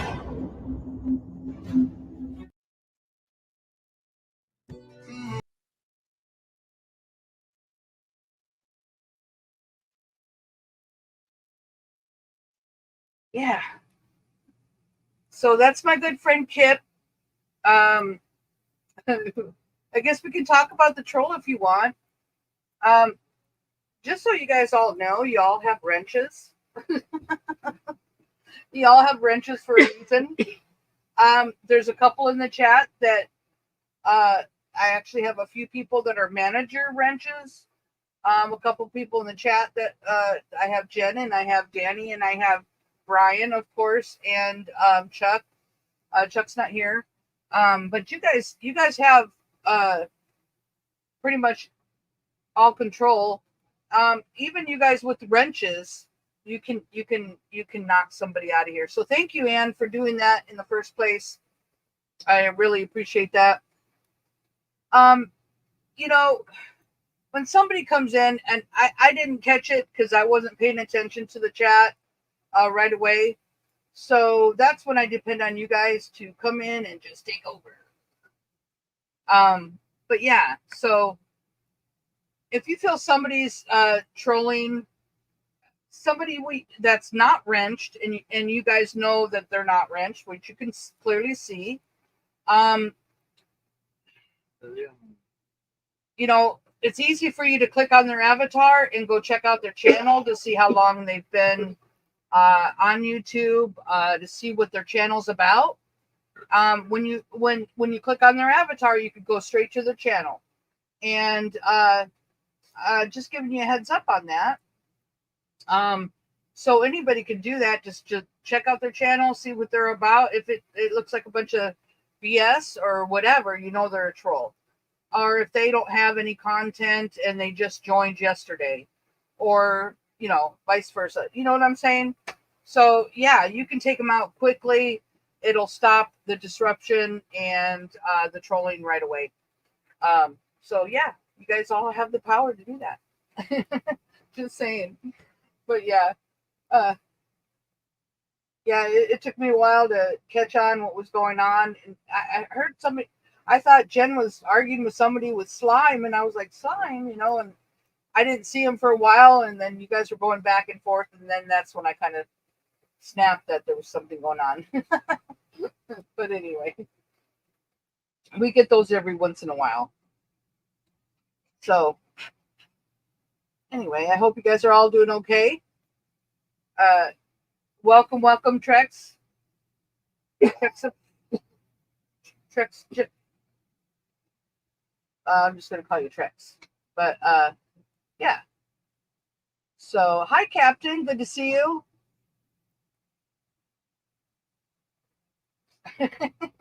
And Brian says I used to troll my own channel for attention. That's funny. But yeah. Anyway. So Danny wanted me to play this. I think this one was from Danny. If you guys have any more videos, you can go ahead and drop the link. Anything that you think might be important for us to address, something not too long, would be great. If it's long, just let us know. Maybe there's a starting point, timestamp. I don't think I did, Amanda. Let me see if I can scroll down and find it. Hold on. I don't know how long ago that was. Oh, I found it right away. All right. So I pulled it up. I'm going to play one more, Amanda, and then I'll play yours. Air fuel hose. Yeah. Okay. This one says Mayor Police Chief visits a community where 5 people were shot on Sunday. This was 2 days ago. Okay. Let's see what this one's all about. 4 minutes long, guys.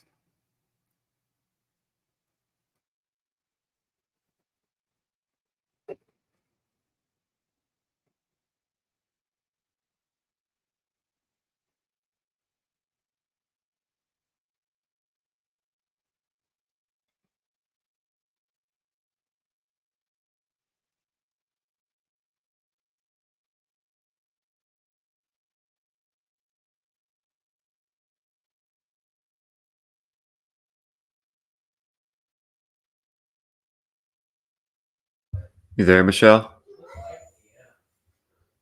Yeah. All right. Can you not hear me? I couldn't hear nothing for the last minute or so. It was kind of silent. Here, maybe I'm not screen sharing. Hold on. Yeah, you're not screen sharing. Gee, how shocking. All right, let's try to do that again.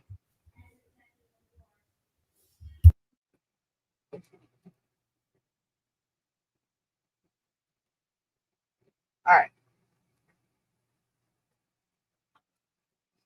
Let's start this over. All right. Can you see it now? Yeah.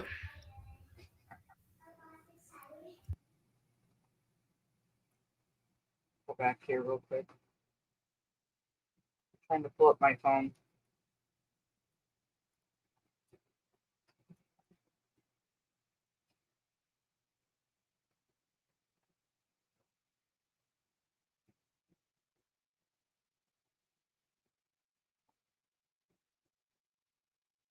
Okay, let's try this one. Are now confirming a second homicide connected to the mass shooting outside North Albion Collegiate Sunday night. The mayor and police chief visited the community this afternoon. We're also learning more about what happened that night from one of the survivors of the shooting. Greg Ross joins us live in Etobicoke. And Greg, what's happening there today?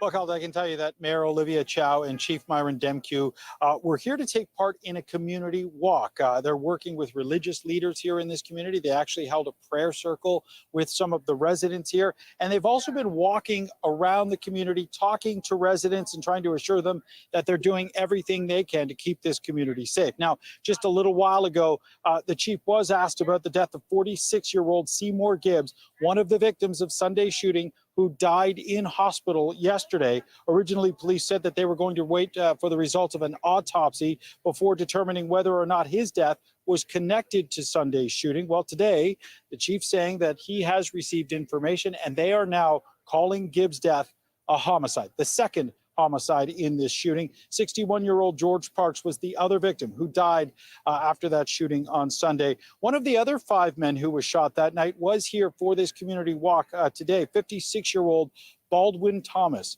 He was shot 4 times, 3 times in his back and another bullet grazed him on the top of his head, where he now has a massive scar. Today, he talked about what he remembers from that night. I got 4 shots. I got 1 and 3 in my back. It's crazy because, standing there having fun, playing domino, enjoying ourselves, and then this happened. I leave the hospital the next day. The doctor told me that I'm a miracle man, so I'll still keep on praising God, lift up my hands to God, and live. How well did you know the 2 men that died, George? They're brothers. I know them over 25 years. All my kids them grow up here. This is where we spend all of our summer, barbecuing, playing soccer, playing cricket. You name the sport, domino, we do everything here.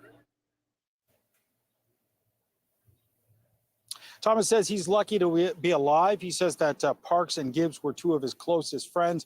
Thomas also told us that the other 2 shooting victims are doing well. He says, well, he was pretty happy. I mean, he seemed, he should be happy that he survived. He got shot 4 times. But his good friends didn't survive, and he still seemed pretty happy. But anyway. Yeah. One of them is still in hospital, and the other has been released. Now, both the mayor and the chief stressing today the importance of togetherness, the importance of not only the community coming together, but leaders from the city coming out to make sure that they're here to support them. And like I said, they also stressed the importance of making sure that residents in this community feel safe, which is why they wanted to be here to talk to the residents, to make sure that they're aware of what is being done here. Mayor Chow also talked about the importance of making sure that the people who are responsible for this shooting are brought to justice. It is absolutely, absolutely horrific that people can descend to such cruelty and open fire. And this is not the first incident. There had been other incidents. And we need to ask ourselves as a society, what can we do to prevent this from happening? Let me be really clear that the full resources of the Toronto Police are being made available to the investigators, and we will be standing with this community shoulder to shoulder and making sure that there's a sense of safety and security, and we will be here for as long as that takes. So I've come to the conclusion, and I could just,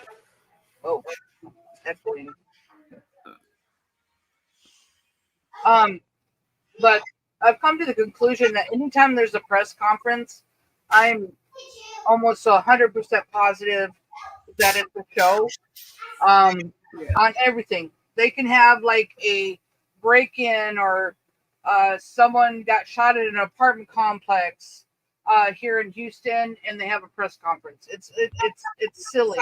I mean, the guy in the last video got shot in the back with the AK-47, right? Those are pretty big bullets to just be laying around in your back, like 6 or 7 of them, I think he said.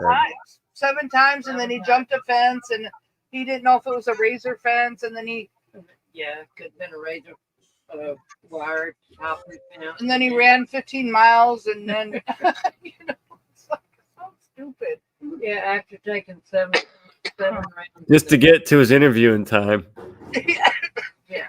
So he could be in the hospital with his hospital, apron on or whatever you call it. They have the dumbest stuff that they talk about, and anybody that has some kind of an idea about what a high velocity round will do. Yeah, it's gonna blow a hole in you. Yeah, I mean, just one will blow a hole in you, and if you got shot 7 times, you got 7 big holes in you. 7 big holes. Big holes. Yeah. Yeah. And there's not that much empty room around there to not hit something that's kind of important. Yeah, 7 AK-47 bullets just missed everything important. Hit all the places they could hit. Exactly. Kip says he had a scar in his head. 5 days. Yep. Yeah, he got 3 rounds in the back, and then he got grazed in the head. He had a big old scar on the top of his head. Well, Kip, he's a fast healer. He used what's that? I'm just saying. But they don't stop with this kind of stuff. Non-stop. But yeah, you're kind of far away. Okay. But yeah, it's just crazy. It's crazy that you can see the people in the background. What are they doing in the background? They're just like people walking around doing nothing.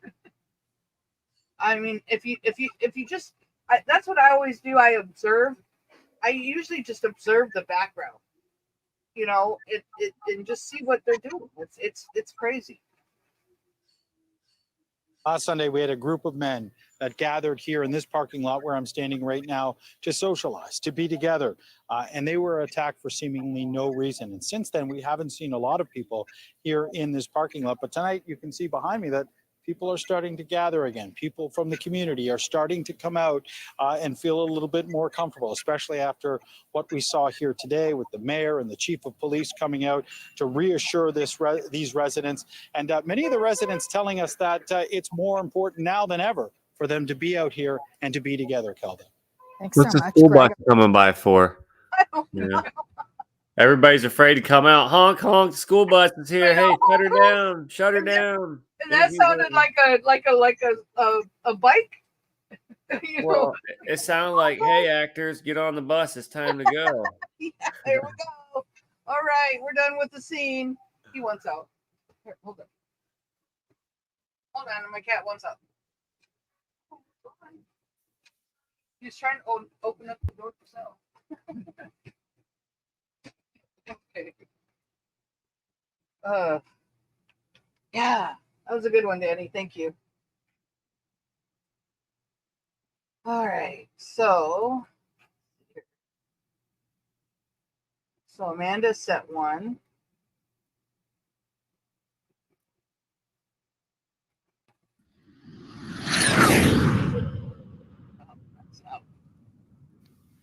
In part one, we looked at the ridiculous amounts of fuel supposedly being pumped into these aircraft and the possibility that the technology being used is way beyond the level they are telling us.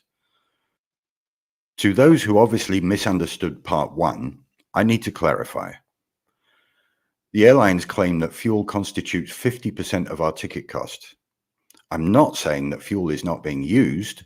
What I'm saying is that it's a fraction of what we're being charged for and a minor part of flight technology. Come on, guys, don't hang around.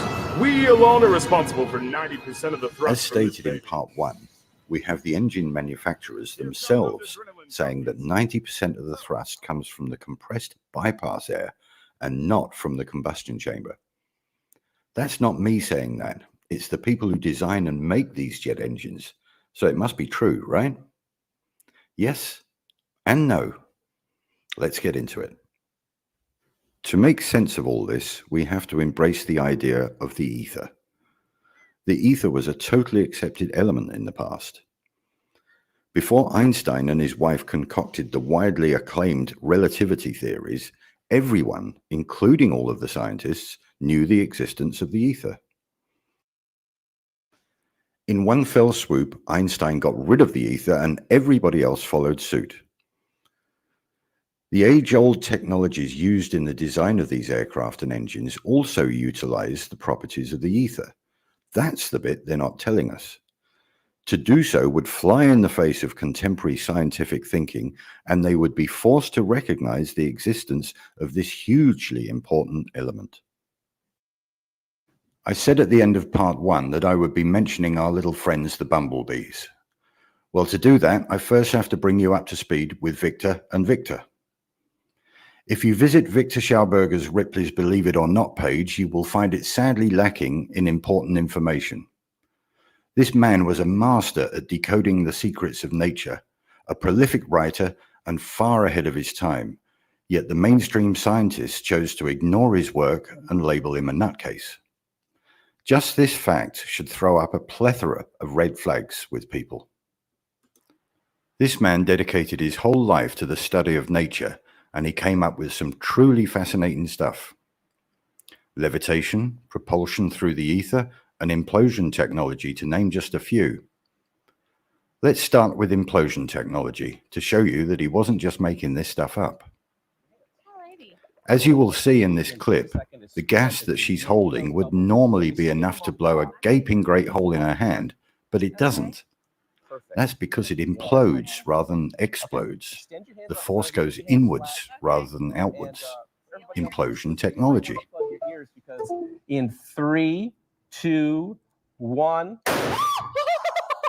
Okay. You could judge by the loudness of the implosion that there was a great deal of energy created, enough to seriously injure her, but apart from being slightly shaken up, she seems fine.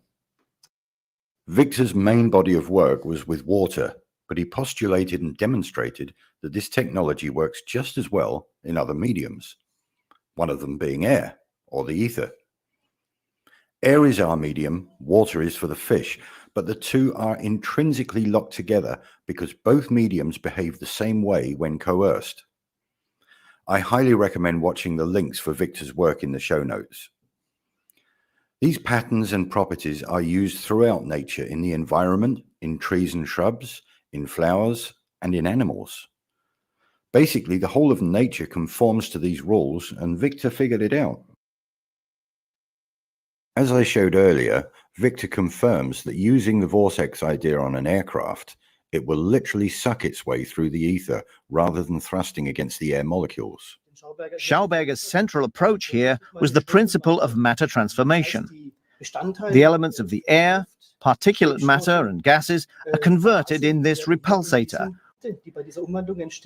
One part escapes through the ring rotator, and the radiation energy, Schauberger talks about synthesis electricity, is emitted through the central axis. The repulsion creates a biological vacuum along the axis in front of it, into which the aeroplane is sucked.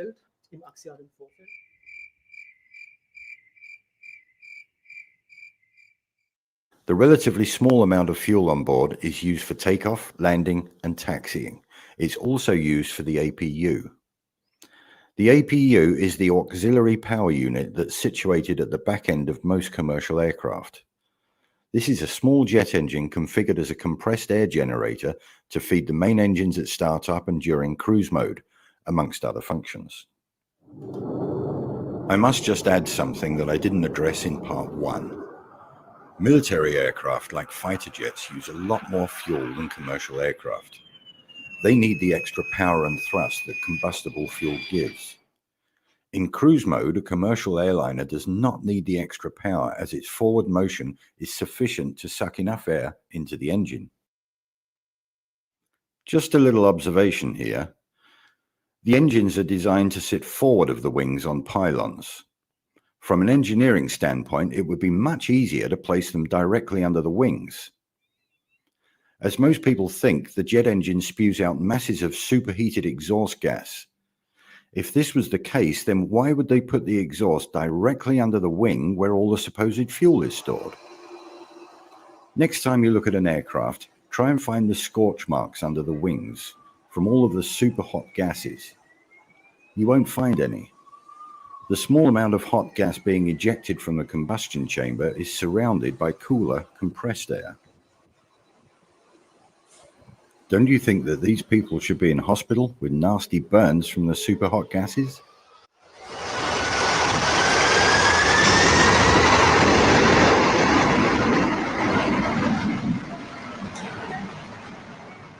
Before we leave Victor number 1, let's look at his vortex principles at work in real time. If you think his principles are just theories, then feast your eyes on this. Like the jet engine, the Garuda-San Giovanni route needs a small force to start it, but then impels itself infinitely using the medium around it, in this case, water.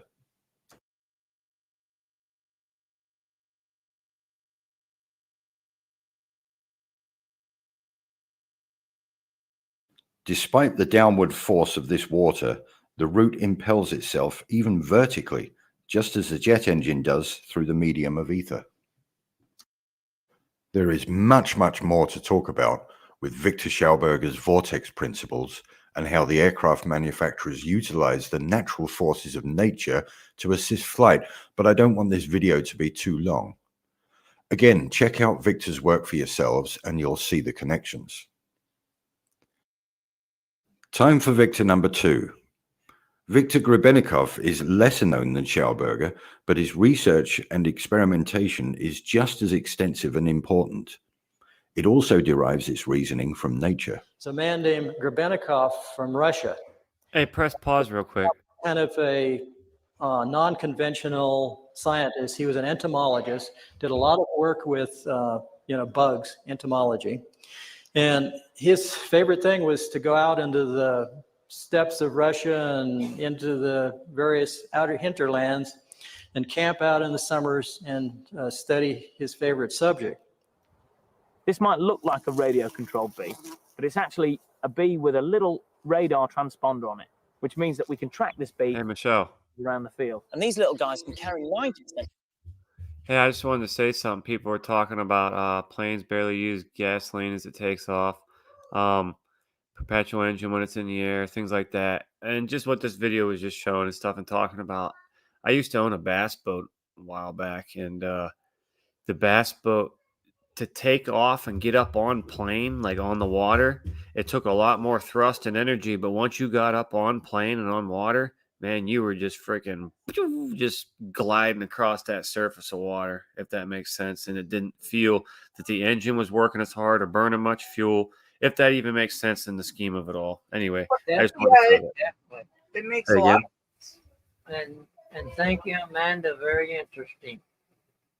Yeah, no, it makes a lot of sense, because once they get the thrust going and they're gone, it's like a glide almost, I mean, yeah, it's just like, same thing with if anybody's ever went jet skiing or whatever, and dude's back there pulling you. At first you're like dragging down there, and then all of a sudden you're up on, what do they call it, plane, and you're on top of the water, just gliding along. Yeah, exactly.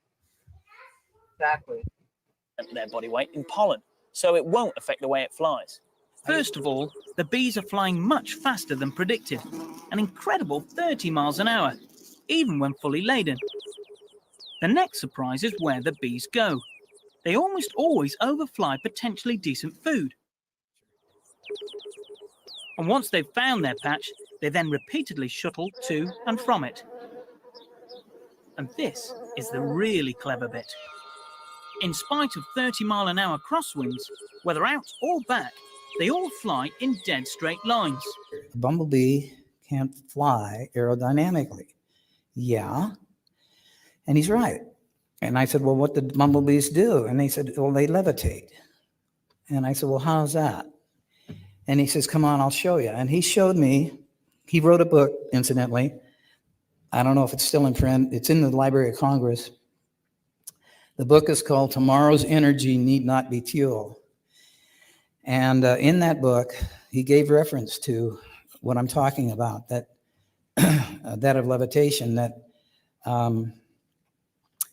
the bumblebee, when he starts to beat his wings, when he starts to flap his wings, there's a little cavity, a hollow cavity next to the larynx inside his system that's hollow.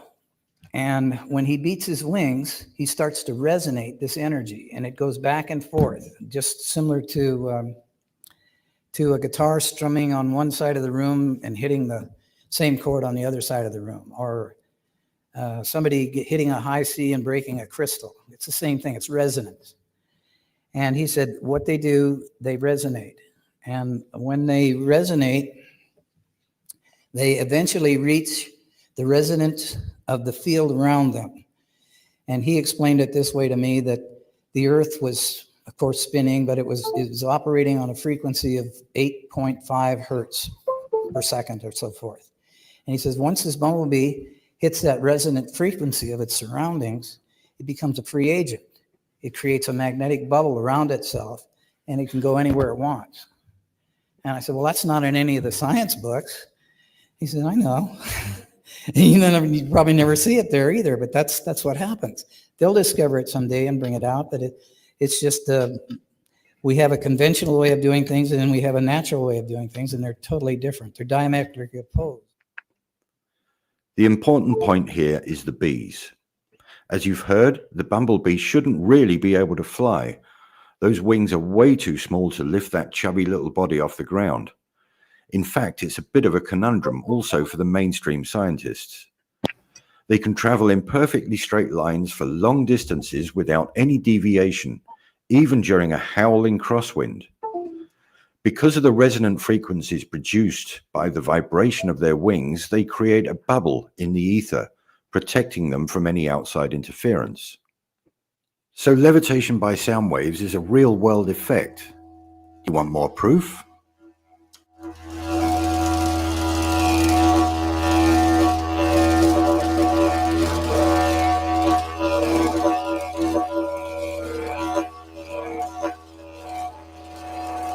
Found out that the bug wings themselves were creating an anti-gravity phenomena under certain conditions. These technologies are known and used in modern-day aircraft manufacture. The vortexes being produced are helping the lift properties of the aircraft. This is why the engines are forward of the wings. If they were underneath the wings, then the vortex wouldn't do its job. It has to flow over and not under the wing. Next time you fly, try to listen to the hum of the engines. It changes pitch when going into and out of cruise mode.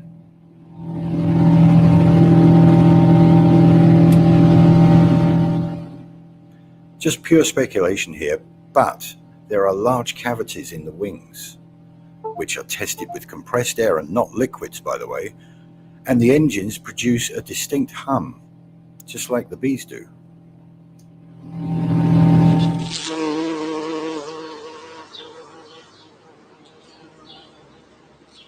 So the tale of two victors comes to an end. I highly recommend watching all the video links in the description box, as you will gain a much better understanding of the natural forces at work here. As always, this is just my own musings, and they are by no means definitive, but the scientific evidence and the observable effects definitely backs up the theory.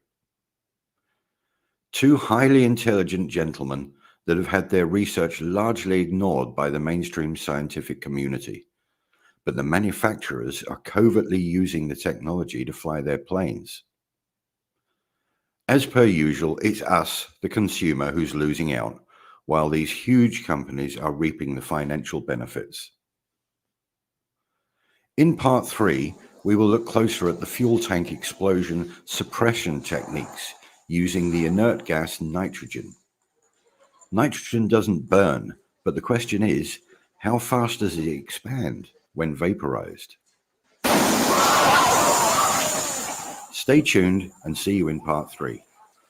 Thank you for watching.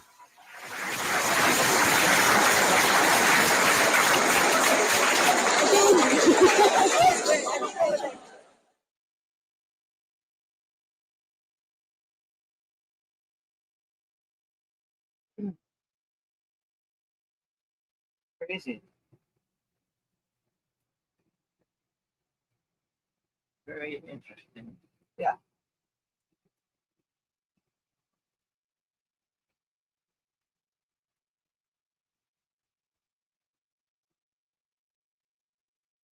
So what do you guys think? Let's see what we got here. We have 37 still watching. Is there any? Oh, All the World's a Stage has a link. Let's see. Oh, wait. What's up? Oh, I already did Just a Voice. I'm going to grab this one too. All right. All right. You doing okay, Brian?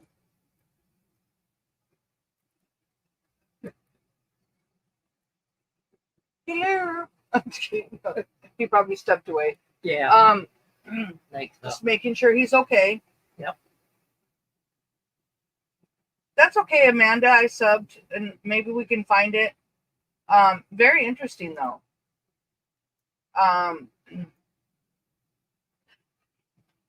We'll go ahead. Just a Voice did another one. So, okay, so make sure I got this one showing. Okay. Start that one over. 2 minutes long. Here we go. Well, let's go back in time one more time. Hey, Brian, great to see you. You know, in the face of such unspeakable tragedy, it's a common sense and a human desire to try to find something good that comes out of this. And we have certainly found something really, really good here. And I want to introduce you all to Rome Schubert and his mom, Sherry Schubert. Rome was in the attack. He was in the arts classroom. Okay, so we did see this one earlier about this guy. Yep. So we'll go ahead and X that one.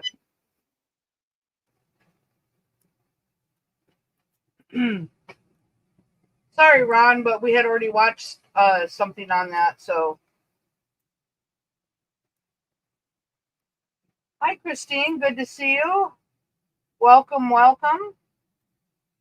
Let's see here. Let me go ahead and mod you since you came from Kip.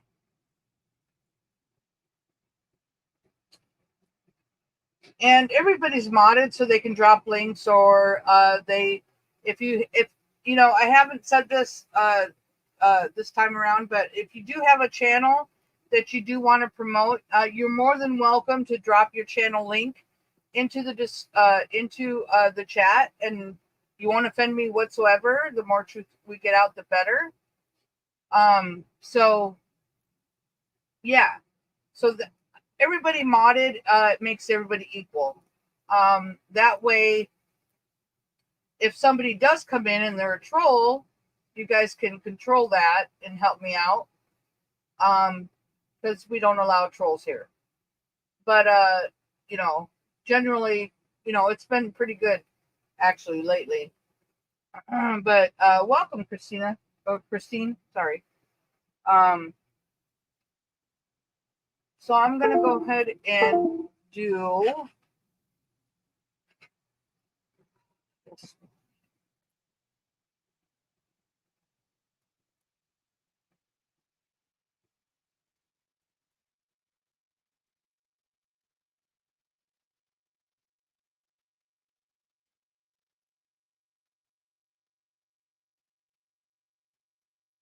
This is from Dark Skies. Okay.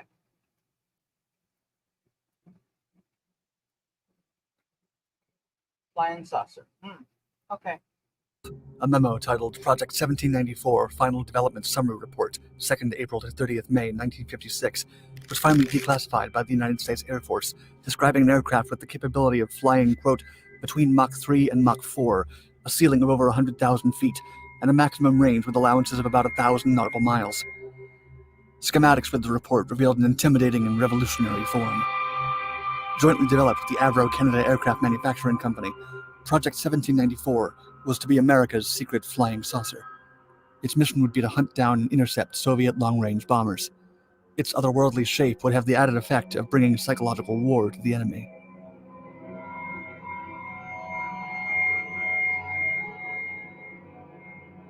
Jack Frost. Known as Jack Frost, John Carver Meadows Frost was a British aircraft designer and the mastermind behind the Avro flying saucer. He worked on experimental supersonic aircraft for the United Kingdom and on Canada's first fighter jet project, the CF-100. While working on the CF-100 research team, he created a special projects group, a collective of experimental designers and engineers housed across from Avro Canada's headquarters who worked on secret creative projects. Project Y. During Frost's work, the aircraft industry was starting to look into vertical takeoff and landing technologies. Conventional knowledge pointed to the future threat of a nuclear war, which would inevitably result in the destruction of airbases. This meant that aircraft would need to take off and land on limited space or unprepared fields. Avro Canada's Project Y was the result of considering such development in combination with supersonic speed advancements in the 1950s. Notably, Project Y introduced the possibility of creating a circular aircraft resembling a flying saucer. The conceptual design was based around using exhaust from turbojet engines to drive a turbo rotor for thrust, creating a cushion of air and letting the aircraft fly at low altitudes. Directing thrust to the rear would make the plane accelerate while gaining altitude. Frost almost saw his project die when the Canadian government pulled out the funding that had been set up in 1952 due to high costs. Towards the end of 1953, American defense representatives visited Avro Canada to see their new CF-100 fighter jet. Knowing the United States poured far more resources into new technology, Frost took over the tour and made sure to stop at his Special Projects building. There, he showed them the mock-up and design documents for Project Y, some of which his I just have to say this. I wish they'd stop saying Frost, since that's my last name. I'm just kidding. Just had to say that. superiors hadn't even seen.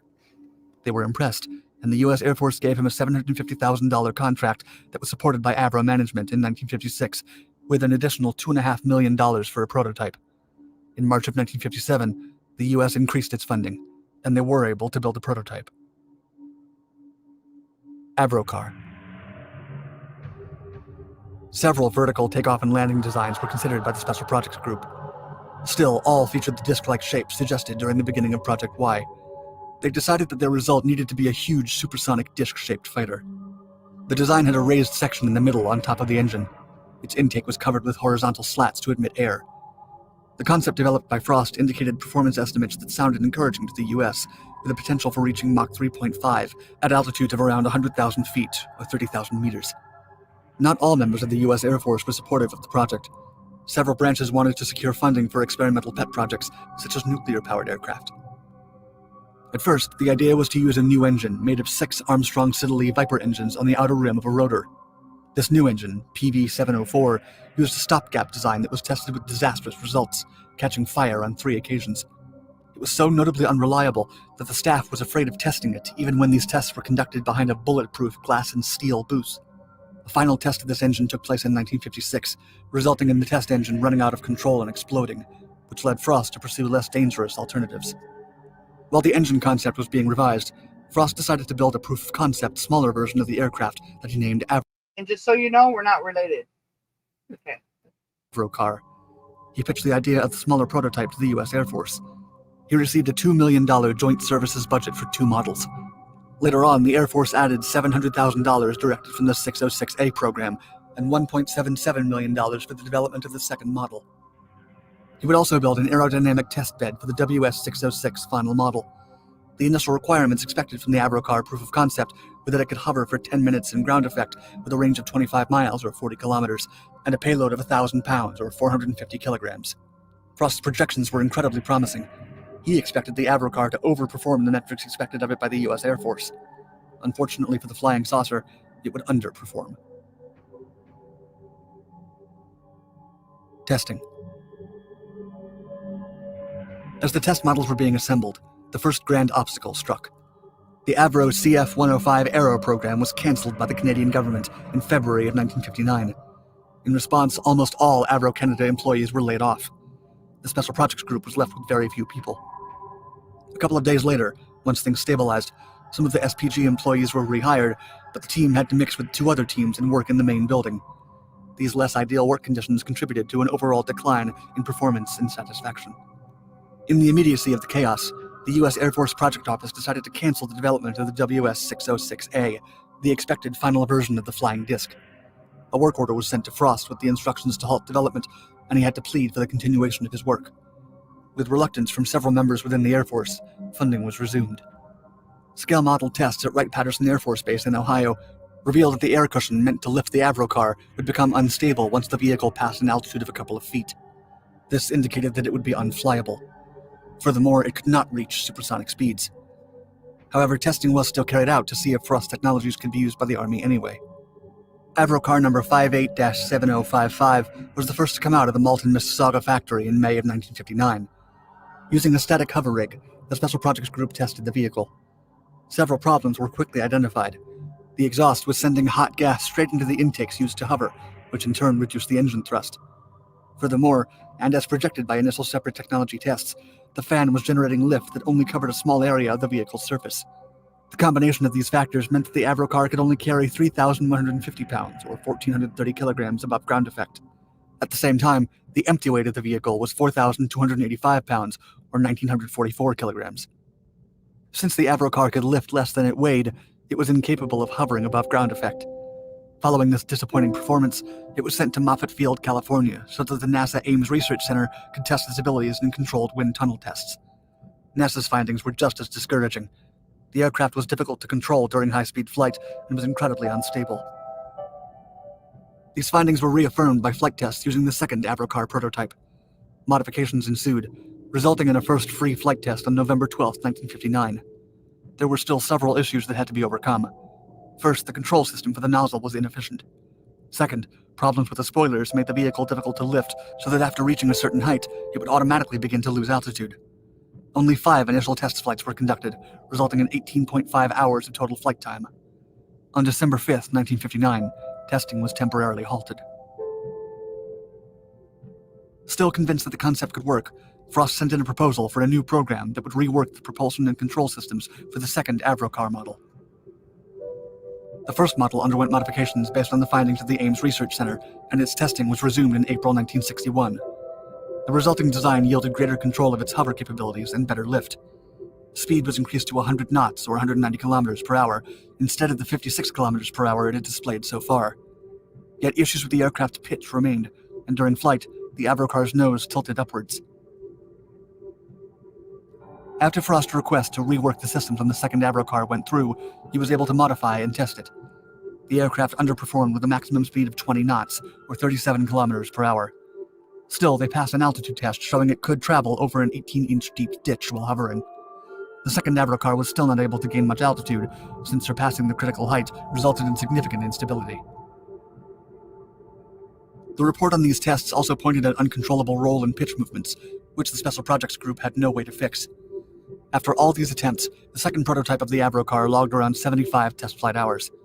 The project seemed like an absolute failure, since the car could only hover above the ground and not fly. The design limited its speed while making it unbearably hot and noisy, meaning any military use would have to account for lack of basic stealth. Yet Frost still believed in the potential for the aircraft and the lessons learned from testing. He submitted requests for further modifications. Cancellation. Rather than continue with modifications proposed by Frost, the Avrocar was cancelled come December of 1961. Executives at Avro Canada still believed in the progress made and sought to secure Canadian or international funding for further vertical takeoff and landing disc aircraft or a lift jet version. Still, they could not find any interest and had to close the Special Projects Group. The 2 models of the Avrocar produced belonged to the United States, but the second model was lent to Canada for display. After being outdoors, exposed to the elements, it was sent to the U.S. Army Transportation Museum in Virginia for restoration. The first Avrocar was sent to the National Air and Space Museum in Maryland, but was in storage until the National Museum of the United States Air Force in Ohio borrowed it. After being restored, it was put on display and has since been at the Presidential Aircraft Gallery.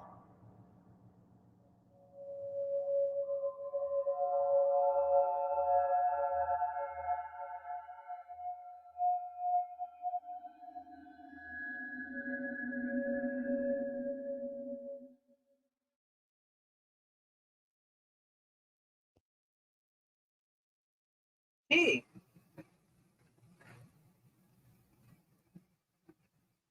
I'm pretty sure after that they figured out how to work it, right? I mean, our government would make a spacecraft like that, would they? No. Oh, no, they wouldn't do something like that. Come on now. That's a lie. I'm just kidding. Wow, that's crazy. It's literally a plane, everybody. It is. It's a plane. What is that? It's so crazy.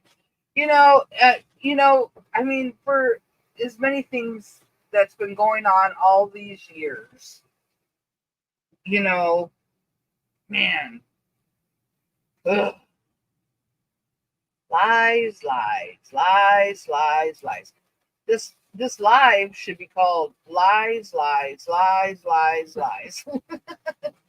telling you. Everywhere, all the time. I mean, we've seen some truth, a lot of truth, actually, tonight. We've seen more truth tonight than we've seen lies. Yeah. So, Yeah. I do have to say that. But that's so crazy.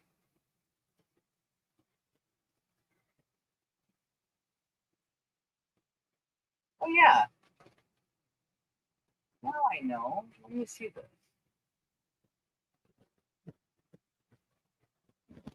That's why. Okay, so that's why I didn't recognize Skype, right? Is that how you would say that? Skype? Yeah. No. No. Let me screen share.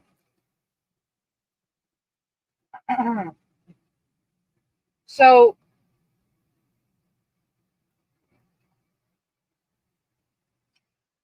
that would be Skype, right? Guys. Right? Yeah. Yeah. Okay. So I just don't want to say it wrong. So I came across his channel, and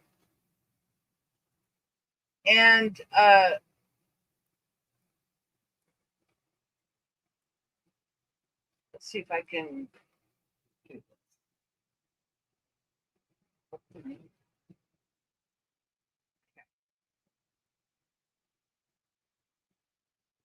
this.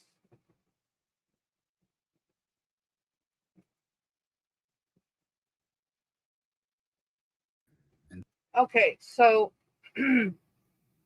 I came across this channel the other day. I hope that's how I'm pronouncing it, is Skype. He's only got 18 subscribers. So, but I saw this, and so I subbed to his channel. And he subbed back. But yeah, I think this is worth showing. And let's watch this real quick. I'm gonna sit here and do this. Okay. Talk to himself, talk to a camera. It's not my thing. I don't want to do it. I don't like to do it. I fucking hate it. Lifting weights, making music, that's what I love to do. That's my thing. Not this. Unfortunately, I'm pissed off and I feel like maybe I'm gonna have to start doing this more often. Slapping you guys across the face. Trying to get you to wake up out of your little fantasy land. It's time, guys. It's no one's fault that this happened to us. But it is your fault if you're not awake by now. And I hate that term because it's so fucking twisted by now. It doesn't even matter, and it's not enough. But for the next generations, we have to do this so they don't fight wars that are based off of lies. Okay? Y'all have been lied to your whole life. You've been kept in a box your whole life. Y'all think you know everything about everything when in reality you know nothing about anything. So quit pretending like you do. Okay? They get you when you're kids, babies. They brainwash you heavily with images and videos of dinosaurs and outer space and things like Santa Claus. It's all fucking lies, guys. And you all, to this day, still fall for everything. You believe everything you hear and see on TV, internet, history, religious, science books. You believe it all. You buy it, you eat it all up, and you run with it. And that's on you. If you can't see what's right in front of your face by now, there's no hope for you. You don't have a brain left to control yourself. For those who do, then maybe this message is for you. But you guys gotta stop believing all the deception. Quit falling for every psychological operation in the books. If I could do this my way, instead of talking, I would take the PSYOP operators out on the street. But that would be a war based off of truth. It's only fair to the kids. If you have a brain left to think, you gotta, and I don't even know if sharing your opinion or expressing your voice is gonna do anything, but at least try. And I don't even want to right now, but I feel like I have to. This isn't me, okay? Example, your presidents, you think they're elected, right? When in reality, they've been selected from day one. You know, in advance, written in a script by who knows who. I'm not even going to pretend to know. I'm not even going to pretend to know I know what this place is. I don't know what this place is. You know, I don't know what the shape is. I don't know what it is. I don't know who created this place, but they did. Whatever it is, we're here. They gave us a brain. We should use it. Another example, you know, and I'm only using this guy because he just irks the hell out of me on a personal level. Okay, so Elon Musk, right? You think he owns SpaceX and X? Seriously, guys? I mean, he's a front man. He's a puppet. He's an actor on the world stage. He doesn't own shit. Just like everyone else on TV. They're all actors, guys. Including your presidents. They're all buddies. They're all on the same page. They all have the same end goal. Man, you guys really got to start thinking for yourself, okay? Another example, like this whole AI thing, right? I could be deep faked. I could be AI. How do you know? How do you know what you see anywhere else isn't total bullshit, right? You don't know, and don't pretend like you do, because you don't. I need you guys to really start focusing here, and if you have the basic understanding and knowledge of what's going on, then now's the time to do something about it. Okay, it's been going on for way too long, and like I said, this isn't me, but I've got kids now, and it's only fair to them.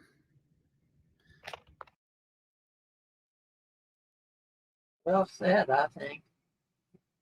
So I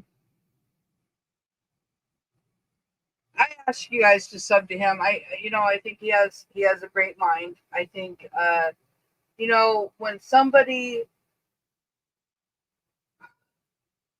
when you can relate to somebody that's awake, like he said, that's not him. He doesn't go out there and do this. I do this once a week and I put out some videos, that kind of stuff. We all can't give up. It's so mind blowing.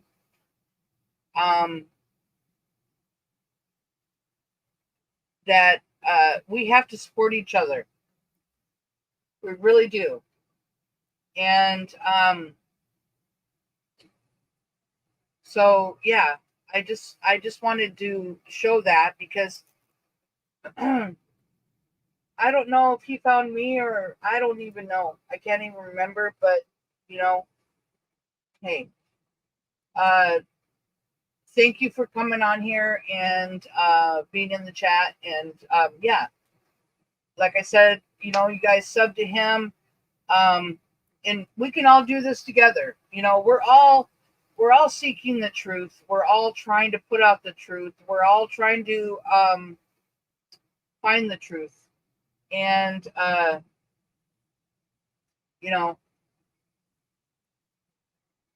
my heart goes out to you. So just to let you know, we're in this together.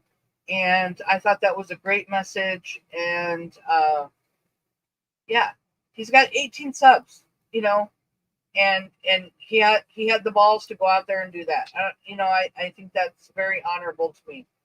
Just saying. And yeah, if you want to go ahead and put your channel link again, go ahead. That way people can sub to you, because we do have a very good community here. Very small, but we're very strong. So yeah, we're in this together and we're going to fight it together. That's the way it is. There's his link, guys. Please sub to him. And yeah, I had to show that because that's what drew me to him. And yeah, very well said. Agreed. So you're always welcome here. And just so you know, I want to say your name again, but I don't know if Skype. I don't know how to say your name, and I don't want to say it wrong. But I know you kind of spelled it out. But anyway, we do this once a week. We come here every Sunday. I have a live. You know, we talk about different. I mean, all truth matters. All truth matters. And this channel here, I'm going to let you know, we're not monetized. We don't do ads. We don't ask for money. We're all equal here. We're in an echo chamber, unfortunately. Seth. Seth. That's easy. Yeah, and we're in an echo chamber. We're really trying hard. And but yeah, we're not going to sell out. We're not sellouts. We're small channels. But we're all in this together. So that's cool. Well, welcome, Seth. Anyway, so let's see here. And I second that. Yeah. Let's see. Yeah. Help board speakers. Let's see. We're going to do a couple more and then we'll go ahead and call it a night, guys. We've already been going. It's been only 2.5 hours. We've gone for hours and hours, but I'm enjoying the show. I don't, you know, we still have 37 watching. You guys are all still here with us. Right. That makes me feel really good. That we're all just hanging out, you know. What I like to do is I like to have a platform where we all can just be ourselves. We can all, drop links, talk about whatever, because everybody has somebody or excuse me, my throat got dry.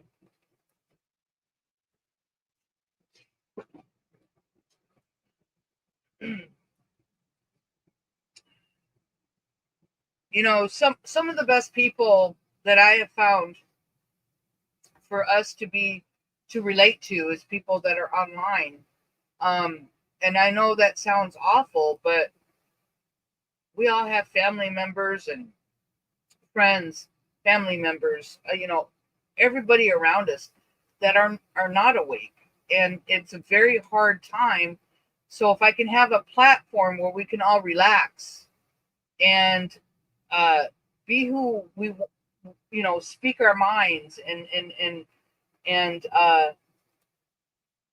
be who we want to be, speak the truth, search for the truth. You know what I'm saying? I'm not saying we're always right, but I think we all pretty well know what's going on, and everybody keeps coming back. It's the same people, and very, very loving group of people. So, we got funny people in the chat. We got, sarcastic people. I mean, we got to have fun. We got to have fun, be silly, be stupid, be whatever. We even have a subscriber that's stupid. I mean, his name is stupid. I'm just kidding. He's not stupid. It's not stupid. He's not stupid, but his name is stupid. So we just try to have fun and be loving towards one another and take care of each other. Gosh, this is like, this is what we got. I mean, pretty soon it might be all taken away from us, and I'm going to cherish it. If we got, this good group, this community that comes around every Sunday, I'm all for it and I love it. So anyway, enough's enough on that because I can go on forever. People know I'm long-winded and I have to shut up sometimes. But anyway, welcome, Seth.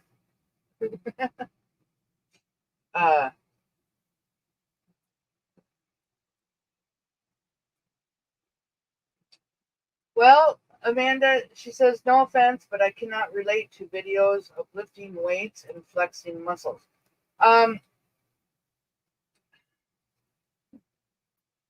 Okay. He's got 18 subs. He's not like some. To me, that's being judgmental. And I'm just saying, you can't. If something doesn't work for you, it might work for somebody else. I mean, I just, I think his message was way better than I've seen a lot of people their messages. I am not going to judge somebody by any of that. I'm gonna judge. I'm not going to judge. Period. But that's our system today. We can't have division. We can't sit here and divide. We got to love. We got to love. That's all. That's what we got to do. And he says there will be more to come. I promise. See, and you know what? You shouldn't have to.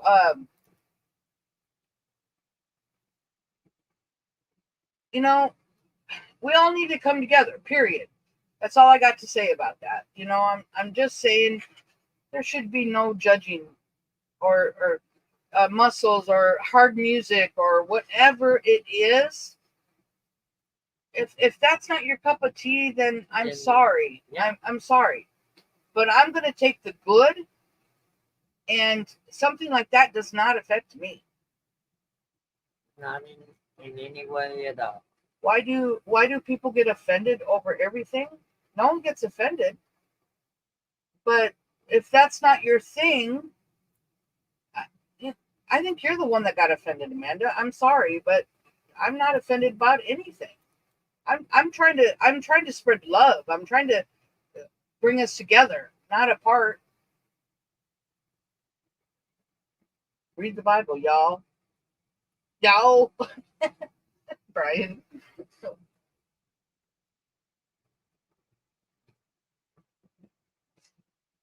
Yeah. Anyway. No one's offended here.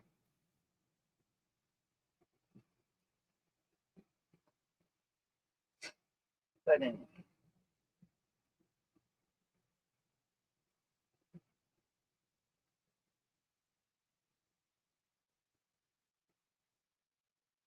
Anyway. So I'm sitting here trying to read the comments.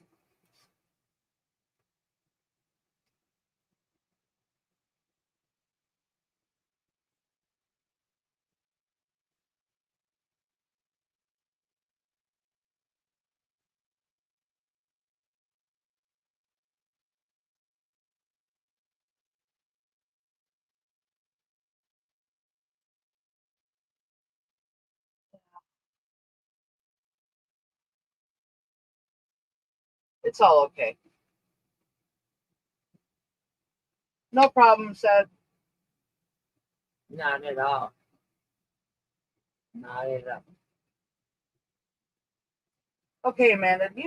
Come on, Amanda. You don't need to be rude. You don't need to be rude. Anyway, I just, kind of chill out, okay? For some reason, you're the one that seems to get offended a little bit easier, and I'm going to say this on my platform because I can. But there's no reason to be rude. Okay? No reason. So, anyway. I say, well said, Michelle. Yeah. Anyway.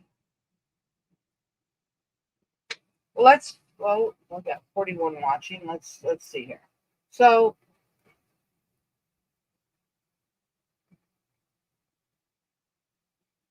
go here. I've got one more linked up. Let's see. See what this one is. Have a vibrant city and a Oh.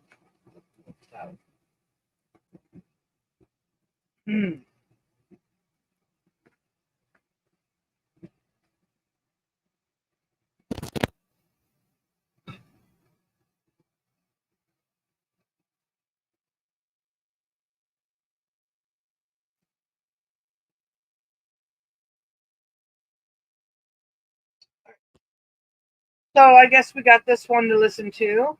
Let's see. A vibrant city and a healthy community if we really become the walkable city. Thank you very much. The next deputant is Anita Dick Smith. Is Anita here? Don't see her. Then, sorry, you, Anita? No. The next deputant is Haywood Yablom. Haywood here. The next deputant is Isaac Cox. Is Isaac here?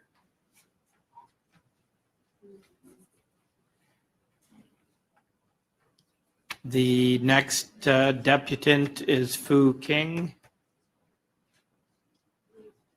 Also not here. The next deputant is Anita Hoare.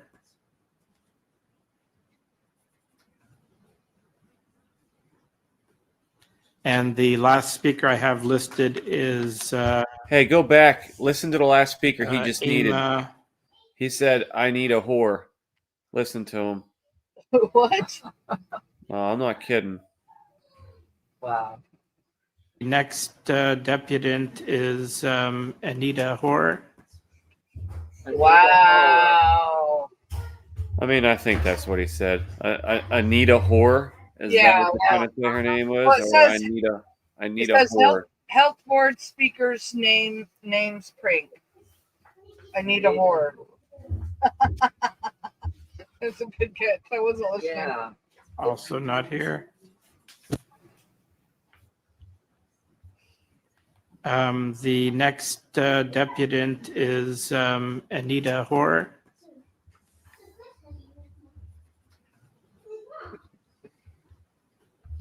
And the last speaker I have listed is Emma Moran Mihivekana.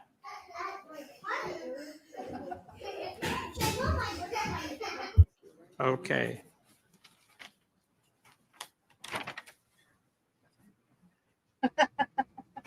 Okay, we'll go now to questions of the staff. That was Danny, I think. I'm pretty sure. Oh. Boy. That's crazy.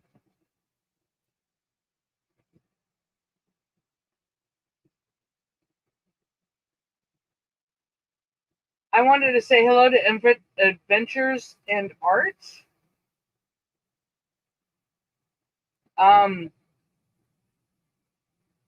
Let's see. Let me read real quick.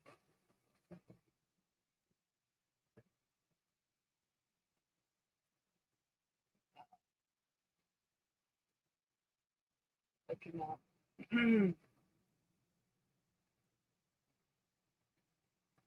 That's what I thought. All right. So, Adventures of Art and Art. When I did the one-eyed symbolism of Reed Timmer, the tornado chaser last week or the week previous, and I had commented on that channel, and I believe I gained a sub because of my comment. So I wanted to welcome him here, Adventures and Arts. I don't know what to call you, but we're going to call you Arts. But yeah, I just modded you, so we're all equal here. But yeah,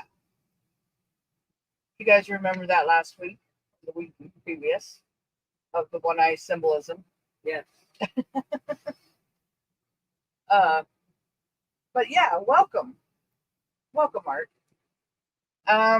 Glad you could make it. So I don't have any more videos to play. it is kind of getting late. We're going on almost 3 hours.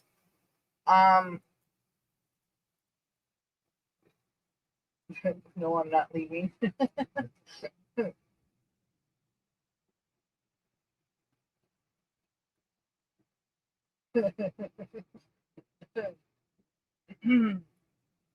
I stay till the end.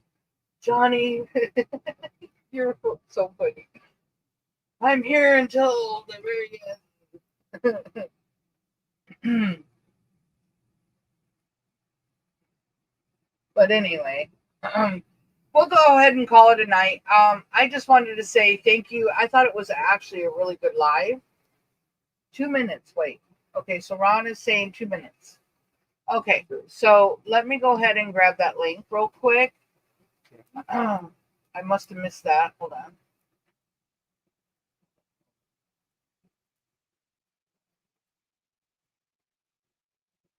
All right, I'll go ahead and play this, Ron. And then we'll call it a night. Don't leave, guys. Predictive programming. Back to the Future. 3. Just caught this predictive programming. I'll show you and you be the judge. Here we go.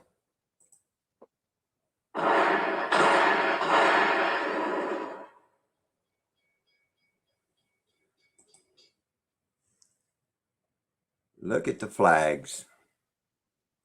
Blue and yellow. This is right before the car gets destroyed when he comes back to the future. Now you might say, I'm grasping at straws. Blue and yellow flags. Well, hang on. Well, this is just before the ending. Right outside the housing development of Hilldale.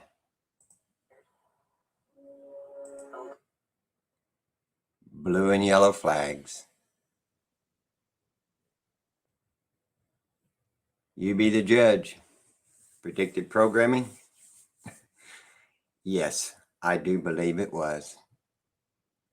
But we missed it. How would you know watching that movie that blue and yellow flag would be worldwide at this time and date? Down the road. I agree. That movie had a lot of predictive programming in it, for sure. Come on, Dan. Danny's like, one short one. All right, one more, guys. I gotta do it.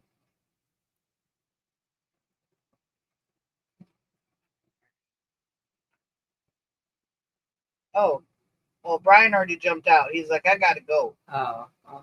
Brian's like, I'm out of here. So it's just me.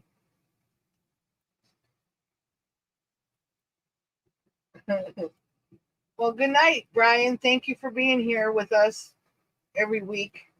Surely do appreciate you very much. So let's try this.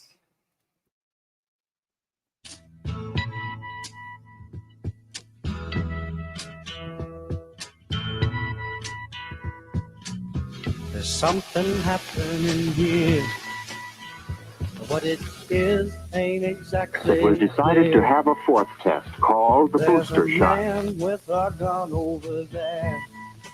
and was detonated on a 200-foot tower. I got to beware. Booster was then ready for detonation. What's that sound? Everybody Now look for a what's look going at the down. booster shot.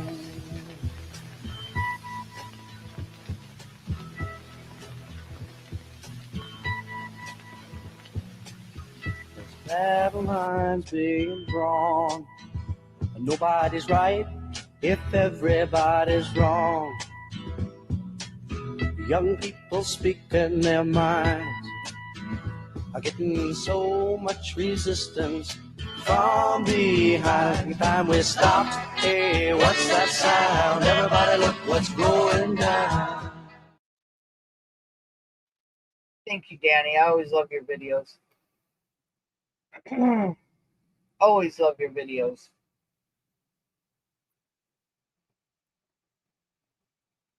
As everybody knows, that Danny's a veteran, and you know, so he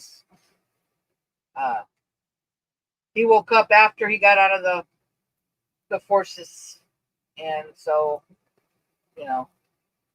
But anyway, we're gonna go ahead and call it a night. I really feel very blessed, you guys, for you guys being here. I just want to tell you guys I'm very thankful having you here every week. I thought it was a great show. I agree totally. Yeah. Good So program. yeah. Thank you once again for hanging out. Everybody, God bless you. Thank you, Brian, for being here. Chuck, we'll see you next week, hopefully. Doug Wilkinson, my best friend, sitting next to me. Everybody in the chat, I love you guys. God bless you. And let's keep putting out the truth, and let's just hang out and, you know. And all thanks to Michelle for bringing us here, making it possible, and being the host that she is. But I love you guys, and have a wonderful week. Hang in there, be strong, and keep your armor on. Keep fighting. We can do this together. Thank you, Just a Voice, for giving us your videos. I appreciate you. Kip, The News is Fake 4. Everybody, thank you for everything, and I love you. God bless you. And we will see you next week. Love you. Bye.